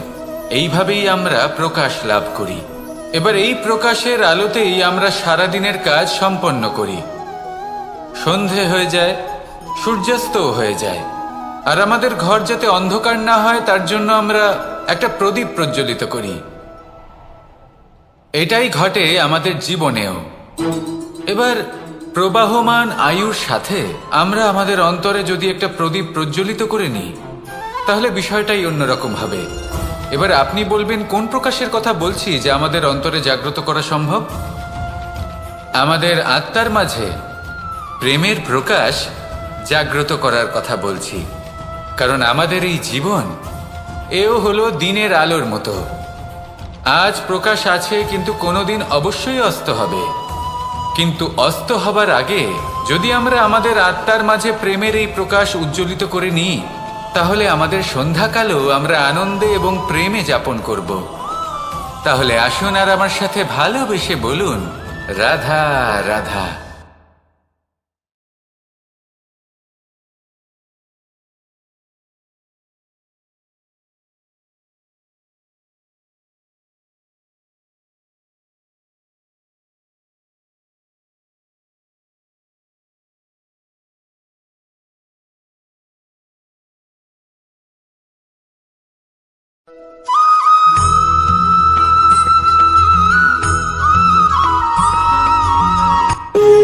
যখন মানুষের মৃত্যু হয় তখন কি হয়? অনেক সংখ্যক মানুষ শোক পালন করতে চলে আসেন। যে ব্যক্তি মৃত্যু লাভ করেছেন তার অনেক বস্তু থাকে যেগুলো তার প্রিয়, যেগুলো তিনি ব্যবহার করেছেন। তার শয্যা, তার বস্ত্র, তার আভূষণ সবকিছু তার থেকে বিচ্ছিন্ন করা হয় এবং খালি হাতে তাকে শ্মশানের উদ্দেশ্যে রওনা করা হয়। আমি আপনাকে এই প্রশ্ন করতে চাই, আপনি এই সংসারে কি অর্জন করেছেন? ধন সম্পত্তি, বস্ত্র, আভূষণ, এই সব কিছু যে আপনি অর্জন করেছেন আপনার মৃত্যুর পরে তা আপনার থেকে দূর হয়ে যাবে। এর উত্তর হলো একটাই, আপনার কর্ম। শুধু সেটাই আছে যা একান্ত আপনার, আর শুধু সেটাই এই সংসার থেকে চলে যাওয়ার পরেও সংসারেই জীবিত থাকবে। যদি আপনি দুষ্কর্ম করেন তাহলে এই সংসার আপনাকে একটি অনুচিত উদাহরণ হিসেবে মনে রাখবে যে এই ব্যক্তি খুব পাপী ছিল, অনুচিত কর্ম করতেন। যে পথে তিনি চলেছেন সেই পথে কারোর চলা উচিত নয়। সেখানেই যদি আপনি সৎকর্ম করেন তাহলে সংসার চিরকাল এটাই বলবে যে খুব ভালো মানুষ ছিলেন, সবাইকে ভালোবাসতেন, সবাইকে সাহায্য করতেন, আমার খুব প্রিয় মানুষ ছিলেন। এটাই হলো শ্রেষ্ঠ কর্ম। সেই জন্য জীবনে শুধুমাত্র ধন সম্পত্তি, আভূষণ এই সব অর্জন করতে গিয়ে নিজের মনোনিবেশ করবেন না। শ্রেষ্ঠ কর্ম করুন। সংসার থেকে চলে যাওয়ার পরেও এই কর্মই এই সংসারে আপনাকে জীবিত রাখবে। আসুন আমার সাথে ভালোবেসে বলুন, রাধা রাধা।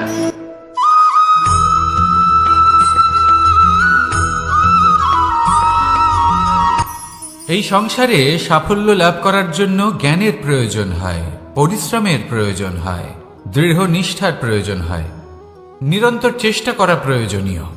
কিন্তু আরো কিছু আছে যা অত্যন্ত প্রয়োজনীয় এবং গুরুত্বপূর্ণ। তা হলো ভালো বন্ধু। তাদের থাকা অত্যন্ত প্রয়োজনীয়। যদি ভালো বন্ধু থাকে তাহলে সময় এলে তারা ঢাল হয়ে আপনাকে সুরক্ষা করবেন। সময় এলে অস্ত্রের মতো শত্রুকে সংহারও করবেন। যদি তিনি জ্ঞানী হন, তাদের মধ্যে সদ্গুণ থাকে, তাহলে এই সব গুণ আপনার মধ্যেও প্রবেশ করবে।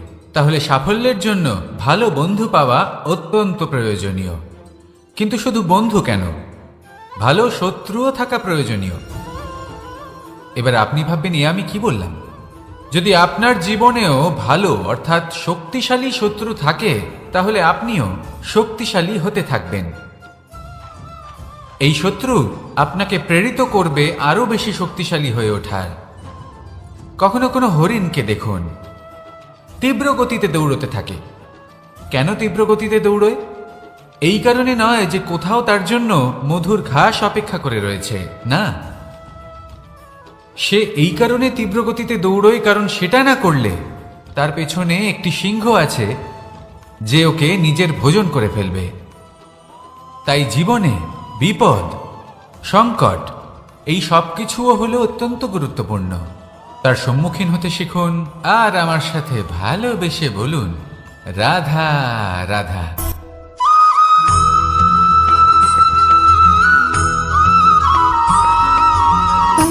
সুখ, দুঃখ এবং শক্তি, এই তিন হলো এই সংসারের ত্রিদেবের মতো। আমাদের জীবনে যা কিছু ঘটছে এই তিনটির ভিত্তির উপরেই হচ্ছে।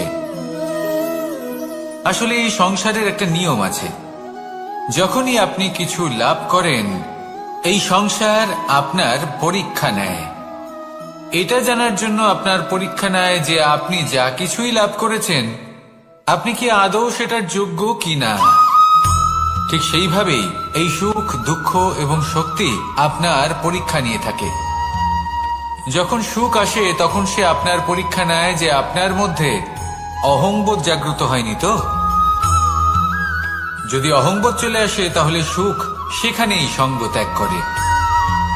দুঃখ আপনার ধৈর্যের পরীক্ষা নিতে থাকে, আর যদি আপনার মধ্যে ধৈর্য না থাকে তাহলে এটা আপনাকে আরো বেশি দুঃখের গভীর অন্ধকারে ঠেলে দেবে। সেখানে শক্তি পরীক্ষা নেয় আপনার বিনম্রতার। যদি আপনি বিনম্র না হন তাহলে হয় এই শক্তি আপনার সঙ্গ ত্যাগ করবে, নয় এই শক্তি বিনম্রতার অভাবে আপনার পতনের কারণ হতে পারে। এই সংসারে যে কোনো ব্যক্তি যিনি এই পরীক্ষায় উত্তীর্ণ হয়ে থাকেন এই জীবনে তিনি সাফল্য লাভ করেন। আসুন আমার সাথে ভালোবেসে বলুন, রাধা রাধা।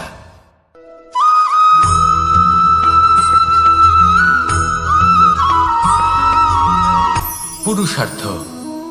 শাস্ত্রে 4 ধরনের পুরুষার্থের কথা বলা হয়েছে। প্রথম হলো ধর্ম। আপনি কি জানেন এই ধর্ম আসলে কি?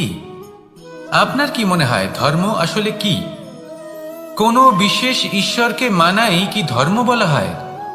নাকি কোনো বিশেষ রীতি পালন করাই হলো ধর্ম?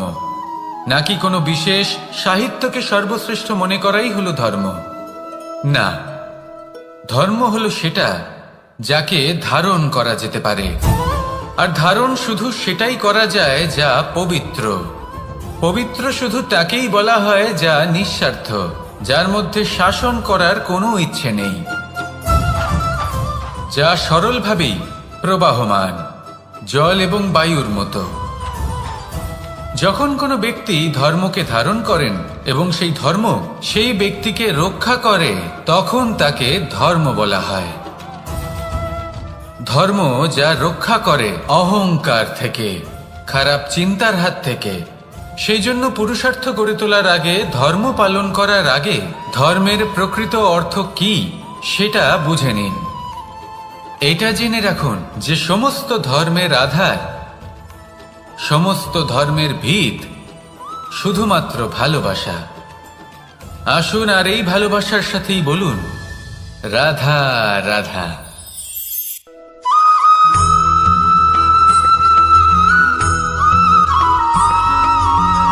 এই সংসারে সব থেকে বেশি কোমল বস্তু হলো রেশম। এই রেশম এতটাই কোমল হয় যে এর পুরো একটা থান শুধুমাত্র একটা হাতে ধরা সম্ভব। কখনো ভেবে দেখেছেন এই রেশম কিভাবে হয়? একটি কীট তার লালার দ্বারা উৎপন্ন হয়। এই কীট সেই রেশমকে পাক দিতে থাকে, পাক দিতেই থাকে আর আস্তে আস্তে তার মধ্যেই জড়িয়ে পড়ে। শেষে ওর এই সুন্দর অমূল্য সৃষ্টি রেশমের এই সুতো তার নির্মাণ কার্য পূর্ণ হয়, কিন্তু তাতেই ও নিজে বন্দী হয়ে যায়। নিজেরই মায়াজালের এই বন্দী গৃহে নিজেই ফেঁসে যায়। এবার এই সুতোকে ব্যবহারযোগ্য করে তোলার জন্য এই কীটগুলিকে এই কবচের সাথেই ফুটন্ত জলে ফেলে দেওয়া হয়। এই সংসারে যদি আমাদের স্বপ্ন এই সংসারের দুঃখ হরণ করার জন্য এই সংসারে সুখ বিতরণ করার জন্য হয়, তবেই আমাদের প্রগতি সম্ভব। যদি আমাদের এই স্বপ্ন শুধুই আমাদের এবং আমাদের স্বার্থ সিদ্ধির জন্য হয়, তাহলে এই স্বপ্ন আমাদের অন্ধ করে দেবে, আমাদের অন্ধকারের পথে নিয়ে যাবে, আর আমরাও সেই কীটের মতো হয়ে যাব। নিজেদেরই মায়াজালে আমরা নিজেই ফেঁসে যাব, আর শেষে আমরা যদি কিছু লাভ করি তা হবে একাকিত্ব, অন্ধকারময় মৃত্যু। তাই স্বপ্ন অবশ্যই দেখুন, কিন্তু এমনভাবে স্বপ্ন দেখবেন না যে তার এই বন্দিগৃহে আপনি নিজেই ফেঁসে গেলেন। স্বপ্ন দেখুন পরোপকারে।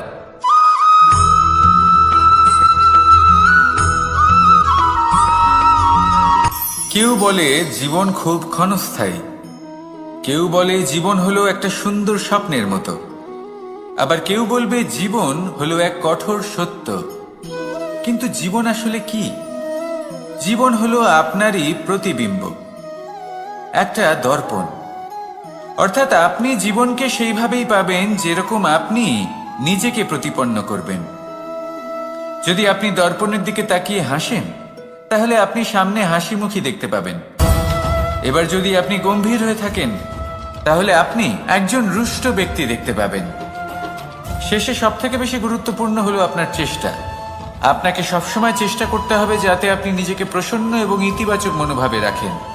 এটা হলো আপনারই উত্তরদায়িত্ব, তাকে পালন করুন। এই মনকে প্রসন্ন রাখুন, এই সংসারকে সুন্দর বলে মনে হবে, আর এই মন প্রসন্ন হয়ে বলবে রাধা রাধা।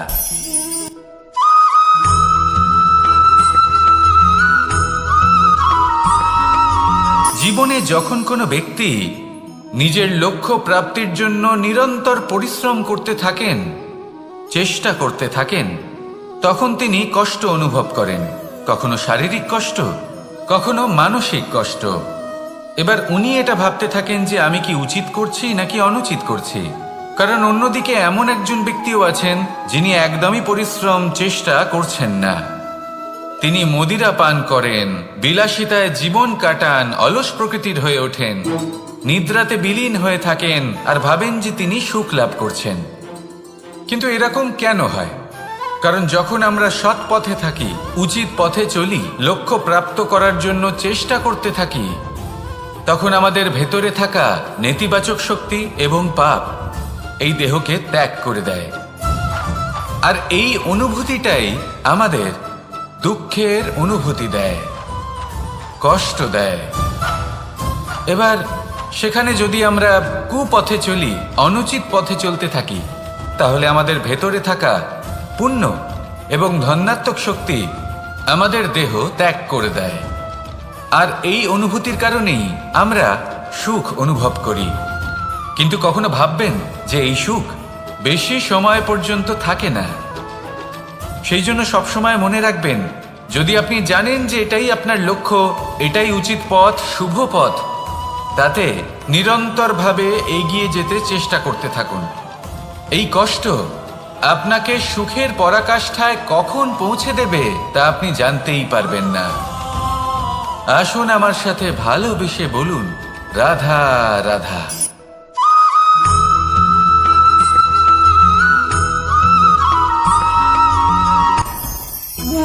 ভোজন। এবার ভোজন সংগ্রহ করার জন্য মানুষ কি না করেন, সব সময় চেষ্টা করতে থাকেন। ফসল উৎপাদনের জন্য অনেক পরিশ্রম করতে থাকেন, কিন্তু অনেক সময় অনেক পরিশ্রম করার পরেও ফসল ভালো উৎপাদন হয় না। এর কারণ কি? কারণ হলো এটাই যে আপনি পরিশ্রম হয়তো অনেক করেছেন, কিন্তু আপনার নজর তো সেই বীজের দিকে ছিলই না যা আপনি রোপণ করেছেন। সেই জন্য সব সময় কোনো বীজ রোপণ করার আগে তাকে পরখ করে দেখুন, তা অত্যন্ত আবশ্যক। আর সেইভাবেই যখনই কোনো কর্মের প্রশ্ন আসে, তাহলে সেখানে শুধুমাত্র পরিশ্রম যথেষ্ট নয়। সেই কাজের প্রতি আপনার কর্তব্য কি, আপনার উদ্দেশ্য কি, সেটা জানা হলো অত্যন্ত গুরুত্বপূর্ণ। তাই কর্ম করুন, কিন্তু সেই কর্মের প্রতি আপনার যা উদ্দেশ্য তার মাহাত্ম্য বুঝতে চেষ্টা করুন। তাহলে আসুন আমার সাথে ভালোবেসে বলুন রাধা রাধা।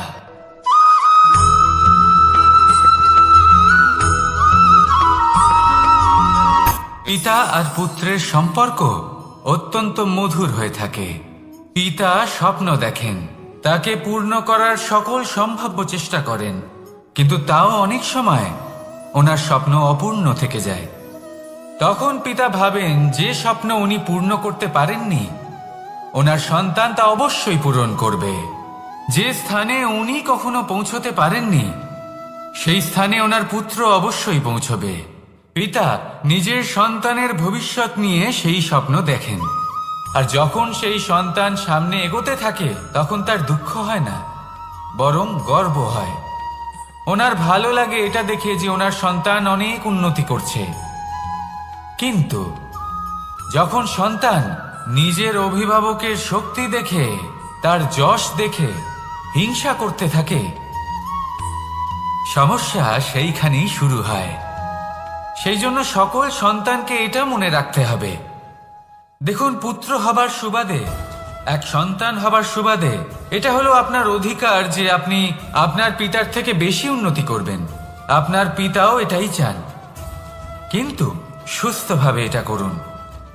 একটা রেখা টেনে নিন যাতে আপনি তাতে এগোতে পারেন আর আপনার পিতার তাতে গর্ববোধ হয়, আর সেই বিষয়ে দুঃখ না হয় যে আমার সন্তান আমাকেই ছোট করার চেষ্টা করছে। ইতিহাস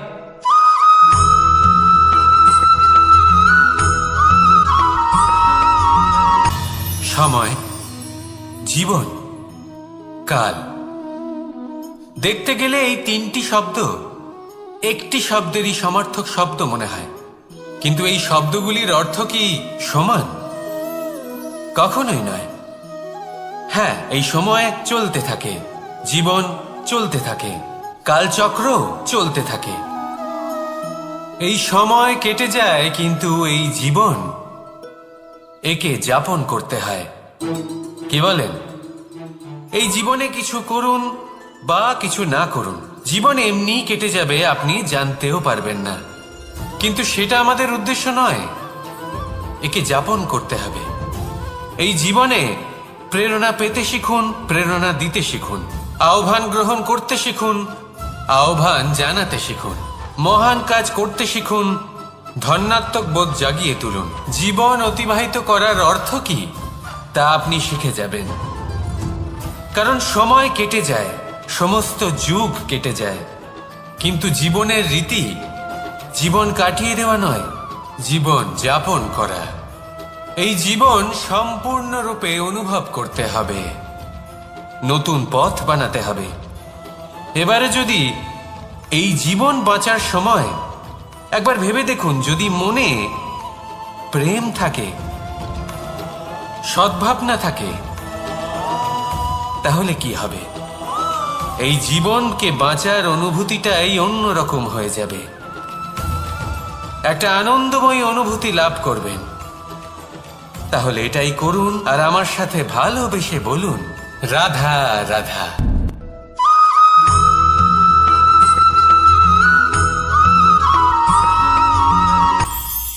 এটা হলো ধান গাছ। এর থেকে যে চাল উৎপন্ন হয় তা মানুষ গ্রহণ করেন। আর এটা কি? এ হলো জংলি ঘাস। একবার ভেবে দেখুন, যদি এই জংলি ঘাস ধান গাছের আশেপাশে থাকে তাহলে কি হবে? ধান উৎপন্ন হতে পারবে? তা উৎকৃষ্ট হতে পারবে? আমরা কি তা গ্রহণ করতে পারবো? কখনোই নয়। এই জংলি ঘাস ধানকে নষ্ট করে দেবে, কিন্তু নিজে জীবিত থাকবে। এটাই হলো আজকের শিক্ষা। এই সংসারে যদি আপনি নীতির পথে চলতে চান, উচিত কর্ম করতে চান, সংসারকে সেবা করতে চান, তাহলে জংলি ঘাসের মতো ব্যক্তিদের থেকে সবসময় দূরে থাকতে হবে। সেই ব্যক্তি যারা দুর্নীতি এবং মিথ্যা দ্বারা পরিপূর্ণ, যাদের ব্যবহার অশুভ, যাদের অনেক অশুভ গুণ রয়েছে, তারা সঠিক নয়। সেই সকল ব্যক্তি যাদের চরিত্র অত্যন্ত দুষ্ট হয়, তারা হয় শুভ চরিত্রের ব্যক্তিকে একদম নষ্ট করে দেয়, নয় নিজের মতো বানিয়ে তোলে। তাই যদি আপনি নীতির পথে চলতে চান, এই সংসারের জন্য শুভ কর্ম করতে চান, তাহলে সেই সঙ্গ লাভ করুন যে সঙ্গ জ্ঞানে পরিপূর্ণ, যাদের মধ্যে অনেক গুণ আছে, যাদের থেকে প্রতিদিন কিছু শিখতে পারবেন, এমন ব্যক্তির সাথে জীবন অতিবাহিত করুন। দুরাচারীদের থেকে দূরে থাকুন, তবেই এই মন প্রসন্ন হয়ে বলবে, রাধা রাধা।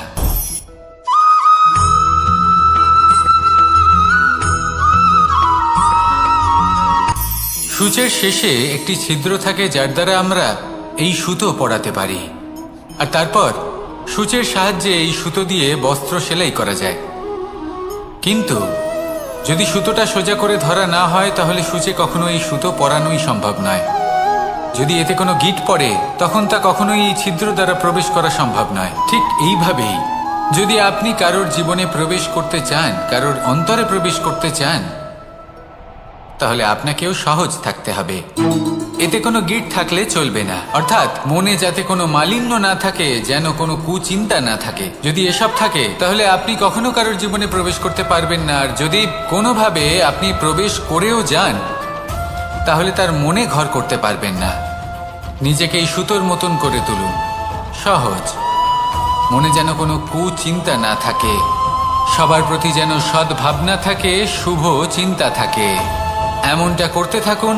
এমন একটা দিন আসবে যেদিন এই সমস্ত সংসারের ব্যক্তির মনে আপনি বাস করবেন, আর তখন এই মন প্রসন্ন হয়ে বলবে, রাধা রাধা।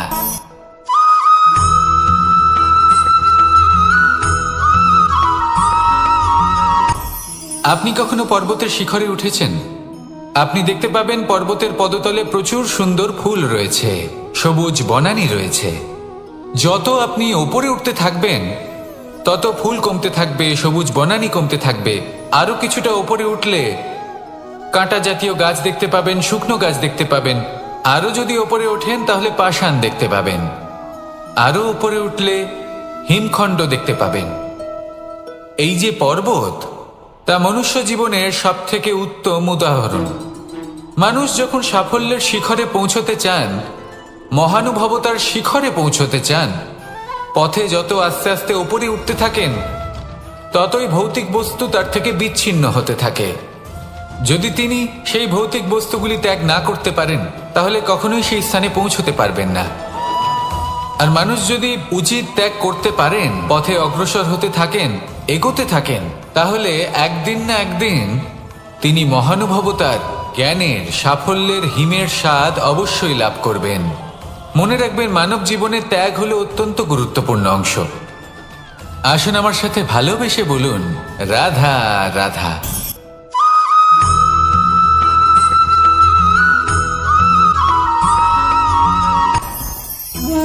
ভোজন। এবার ভোজন সংগ্রহ করার জন্য মানুষ কি না করেন, সব সময় চেষ্টা করতে থাকেন। ফসল উৎপাদনের জন্য অনেক পরিশ্রম করতে থাকেন, কিন্তু অনেক সময় অনেক পরিশ্রম করার পরেও ফসল ভালো উৎপাদন হয় না। এর কারণ কি? কারণ হলো এটাই যে আপনি পরিশ্রম হয়তো অনেক করেছেন, কিন্তু আপনার নজর তো সেই বীজের দিকে ছিলই না যা আপনি রোপণ করেছেন। সেই জন্য সব সময় কোনো বীজ রোপণ করার আগে তাকে পরখ করে দেখুন, তা অত্যন্ত আবশ্যক। আর সেইভাবেই যখনই কোনো কর্মের প্রশ্ন আসে, তাহলে সেখানে শুধুমাত্র পরিশ্রম যথেষ্ট নয়। সেই কাজের প্রতি আপনার কর্তব্য কি, আপনার উদ্দেশ্য কি, সেটা জানা হলো অত্যন্ত গুরুত্বপূর্ণ। তাই কর্ম করুন, কিন্তু সেই কর্মের প্রতি আপনার যা উদ্দেশ্য, তার মাহাত্ম্য বুঝতে চেষ্টা করুন। তাহলে আসুন আমার সাথে ভালোবেসে বলুন, রাধা রাধা।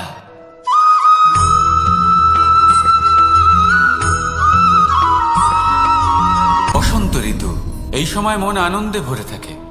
এমন মনে হয় যেন আমরা আকাশে বিচরণ করতে চলে যাই, কিন্তু সেটা তো সম্ভব নয়। সেই জন্য হয়তো আমরা ঘুড়ি ওড়াই, এই ঘুড়িকে নিজেদের প্রতিরূপ মনে করে। এবার অনেক মানুষ আছেন যারা ঘুড়ি ওড়ান, কিন্তু এই কর্মের সারমর্ম কি সেটা কজন বুঝতে পারেন? আপনি এটা মনে করুন যে আপনি হলেন সেই ঘুড়ি, আর এই সুতো যিনি ধরে রয়েছেন তিনি হলেন পরমাত্মা। আর এই সুতো যেখান থেকে শুরু হয়, সেই লাটাই হলো আমাদের কর্মচক্র। এবার আপনি নিজেই অনুমান করুন যে এই উড়ান কার ওপর নির্ভরশীল, পরমাত্মার ওপর আর আপনার কর্মের ওপর। যদি পরমাত্মা আপনার হাত ধরে থাকেন, আপনার সাথে থাকেন, যদি আপনি শুভ কর্ম করতে থাকেন, আপনি এই আকাশে উড়তে থাকবেন। কিন্তু কোথাও যদি পরমাত্মার সাথে এই বন্ধন ছিন্ন হয়, আপনার কর্মচক্র খারাপ হয়ে যায় বা থেমে যায়, তাহলে আপনার এই ঘুড়ি কেটে যাবে আর দূরে কোনো গাছের ডালে গিয়ে আটকে যাবে। তাই শুধুমাত্র ঘুড়ি ওড়াবেন না, তার থেকে শিখুন, পরমাত্মার সাহচর্যে থাকুন, সবসময় শুভ কর্ম করতে থাকুন আর সবসময় এই আকাশে উড়তে থাকুন। আসুন আর আমার সাথে ভালোবেসে বলুন, রাধা।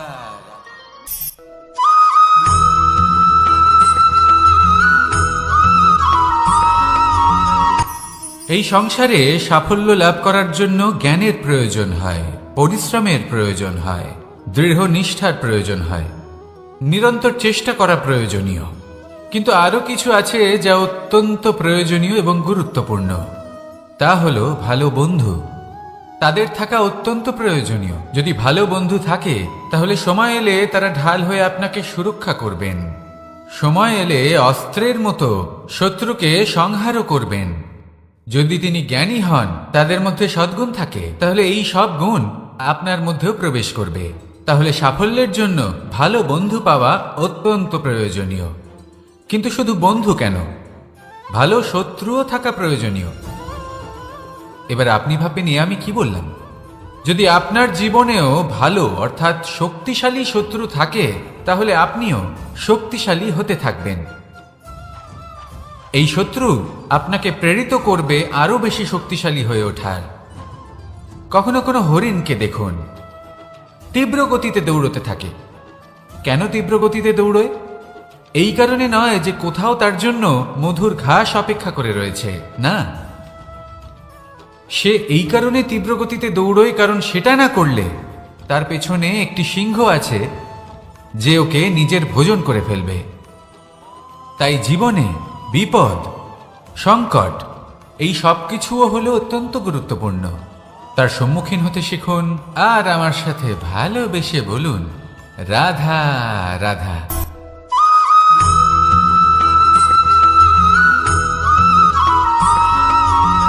ভালোই, শুধু ওনাদের কঠোর ব্যবহার দেখলে আমরা একটু ভয় পেয়ে যাই। এবার ওনাদের এই কঠোর ব্যবহার আমাদের ভালো না লাগলেও অত্যন্ত আবশ্যক, কারণ মাতার থেকে আমরা যে শক্তি লাভ করি তা যেন নিয়ন্ত্রণ হারিয়ে বিধ্বংসী না হয়ে ওঠে। আমরা যেন কোনো কুপথে না চলে যাই, আমরা কখনো যেন দোষ না করে ফেলি। শুধু সেই জন্য পিতা এবং গুরু একটু কঠোর হয়ে ওঠেন এবং ওনাদের এই কঠোর আচরণ ভবিষ্যতে গিয়ে আমরা অবশ্যই বুঝতে পারি। জীবনে কিছু বছর আমরা এগিয়ে যাই আর তারপর আমরা বুঝতে পারি যে বাবা এবং গুরু আমাদের যথেষ্ট ভালোবাসতেন, কিন্তু ওনাদের ভালোবাসার বহিঃপ্রকাশ আলাদা। প্রয়োজনীয় হলো এটা দেখার, এটা বোঝার যে শুরু থেকে আমাদের প্রতি ওনাদের আচরণ কেমন ছিল। ওনাদের কঠোর হওয়ার পেছনে ওনাদের ভালোবাসাটা বোঝার চেষ্টা করুন, ওনাদের চিন্তাটা বোঝার চেষ্টা করুন, ওনাদের পথপ্রদর্শনের আড়ালে আপনার ভবিষ্যতের জন্য যে পরিকল্পনা ওনারা করেছেন সেটা বোঝার চেষ্টা করুন। তখন আপনারা বুঝতে পারবেন ওনাদের ভালোবাসাকে। আপনার মনের মধ্যে আপনা থেকেই ওনাদের প্রতি সম্মান জেগে উঠবে। নিজের পিতা এবং নিজের গুরু এই দুজনের প্রতি কৃতজ্ঞতা প্রকাশ করুন আর আমার সাথে ভালোবেসে বলুন, রাধা রাধা।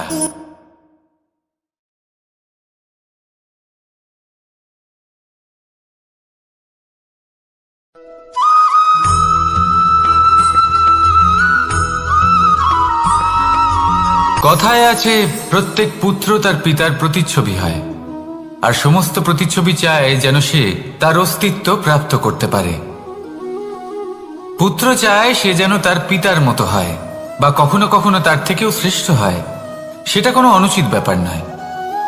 অনুচিত তখন হয় যখন পুত্র নিজের পিতার মতো হবার স্বপ্ন পূরণ করতে গিয়ে বা তার থেকেও শ্রেষ্ঠ হওয়ার স্বপ্ন পূরণে অনুচিত পথের আশ্রয় নেয়। কারণ তারপরে সে তার পিতার গুণগুলি আত্মসাৎ করতে চায় না। সে শুধুই এটা চায় যে সংসারের চোখে যেন আমি শ্রেষ্ঠ প্রমাণিত হই। এটা অনুচিত। সংসারে এমন অনেক মানুষ আছেন যারা এই কারণে শ্রেষ্ঠ হওয়ার চেষ্টা করেন যাতে তার পরিবারের তার পিতার সম্মান বৃদ্ধি পায়। এমনও মানুষ থাকেন, আর এটাই হলো পার্থক্য উদ্দেশ্যের। মনে রাখবেন, যদি আপনার উদ্দেশ্য শুভ হয় তাহলে পথও শুভ হবে, যদি আপনার উদ্দেশ্য অশুভ হয় তাহলে পথও অশুভ হবে। তাহলে নিজের পিতার মতো হবার চেষ্টা অবশ্যই করুন, তার থেকেও শ্রেষ্ঠ হওয়ার চেষ্টা অবশ্যই করুন, কিন্তু মনে রাখবেন আপনার সংকল্প আর আপনার উদ্দেশ্য এই দুই শুভ হওয়া উচিত। তাহলে আসুন আর আমার সাথে ভালোবেসে বলুন, রাধা রাধা।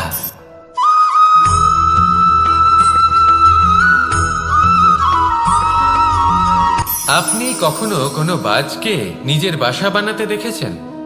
এই বাজ যখনই কোনো বাসা বানায় তখন উঁচু গাছের ডালে বা কোনো পর্বতের শিখরে বাসা বানায়, অনেক উচ্চতায়। আর সেখানে তার সন্তানও জন্মগ্রহণ করে। যখন এই সন্তানেরা জন্মায় তখন এই বাজ খুবই ভালোবেসে এবং খুব সাবধানে এদের পালন পোষণ করে। নিজের ঠোঁট দিয়ে তাদের ঠোঁটে খাবার পরিবেশন করে। কিন্তু যেই সেই সন্তানেরা হৃষ্টপুষ্ট হয়ে যায় এবং সেই কথা বাজ নিজে বুঝতে পেরে যায়, সেই বাজ নিজেই সেই বাসা ছিন্ন ভিন্ন করে দেয়। সেই সন্তান যাদের সবেমাত্র ডানা গজিয়েছে, কিভাবে উঠতে হয় তারা জানে না, সেই সন্তানগুলিকে উচ্চতা থেকে ঠেলে দেয়। সেই সন্তান প্রথমে ভয়ভীত হয়ে যায়। তারা সামনে মৃত্যুকে দেখতে পেয়ে ভয়ের কারণে তাদের ডানা ঝাপটাতে থাকে। আর সেই প্রক্রিয়াতেই সেই সন্তানগুলি উড়তে শুরু করে দেয়। এবার এই ঘটনায় আমরা কি শিক্ষা পেতে পারি? এটাই, যদি আপনি মাতা পিতা হন তাহলে নিজের সন্তানকে অবশ্যই স্নেহ করুন, কিন্তু তাদেরকে নিজের আঁচলের তলায় বেঁধে রাখবেন না। যদি আপনি চান আপনার সন্তান জীবনে উন্নতি করুক, তাহলে নিজের মুঠো থেকে তাদের স্বতন্ত্র করে দিন। এই সংসারে সংঘর্ষ করতে দিন। সেই সন্তান নিজেই বুঝতে পারবে যে জন্মের সময় পাওয়া ডানা কি করে ব্যবহার করতে হয়। আর আপনার চোখের সামনে আপনার সন্তান এই আকাশে উড়তে থাকবে। তাহলে আসুন আমার সাথে ভালোবেসে বলুন, রাধা রাধা।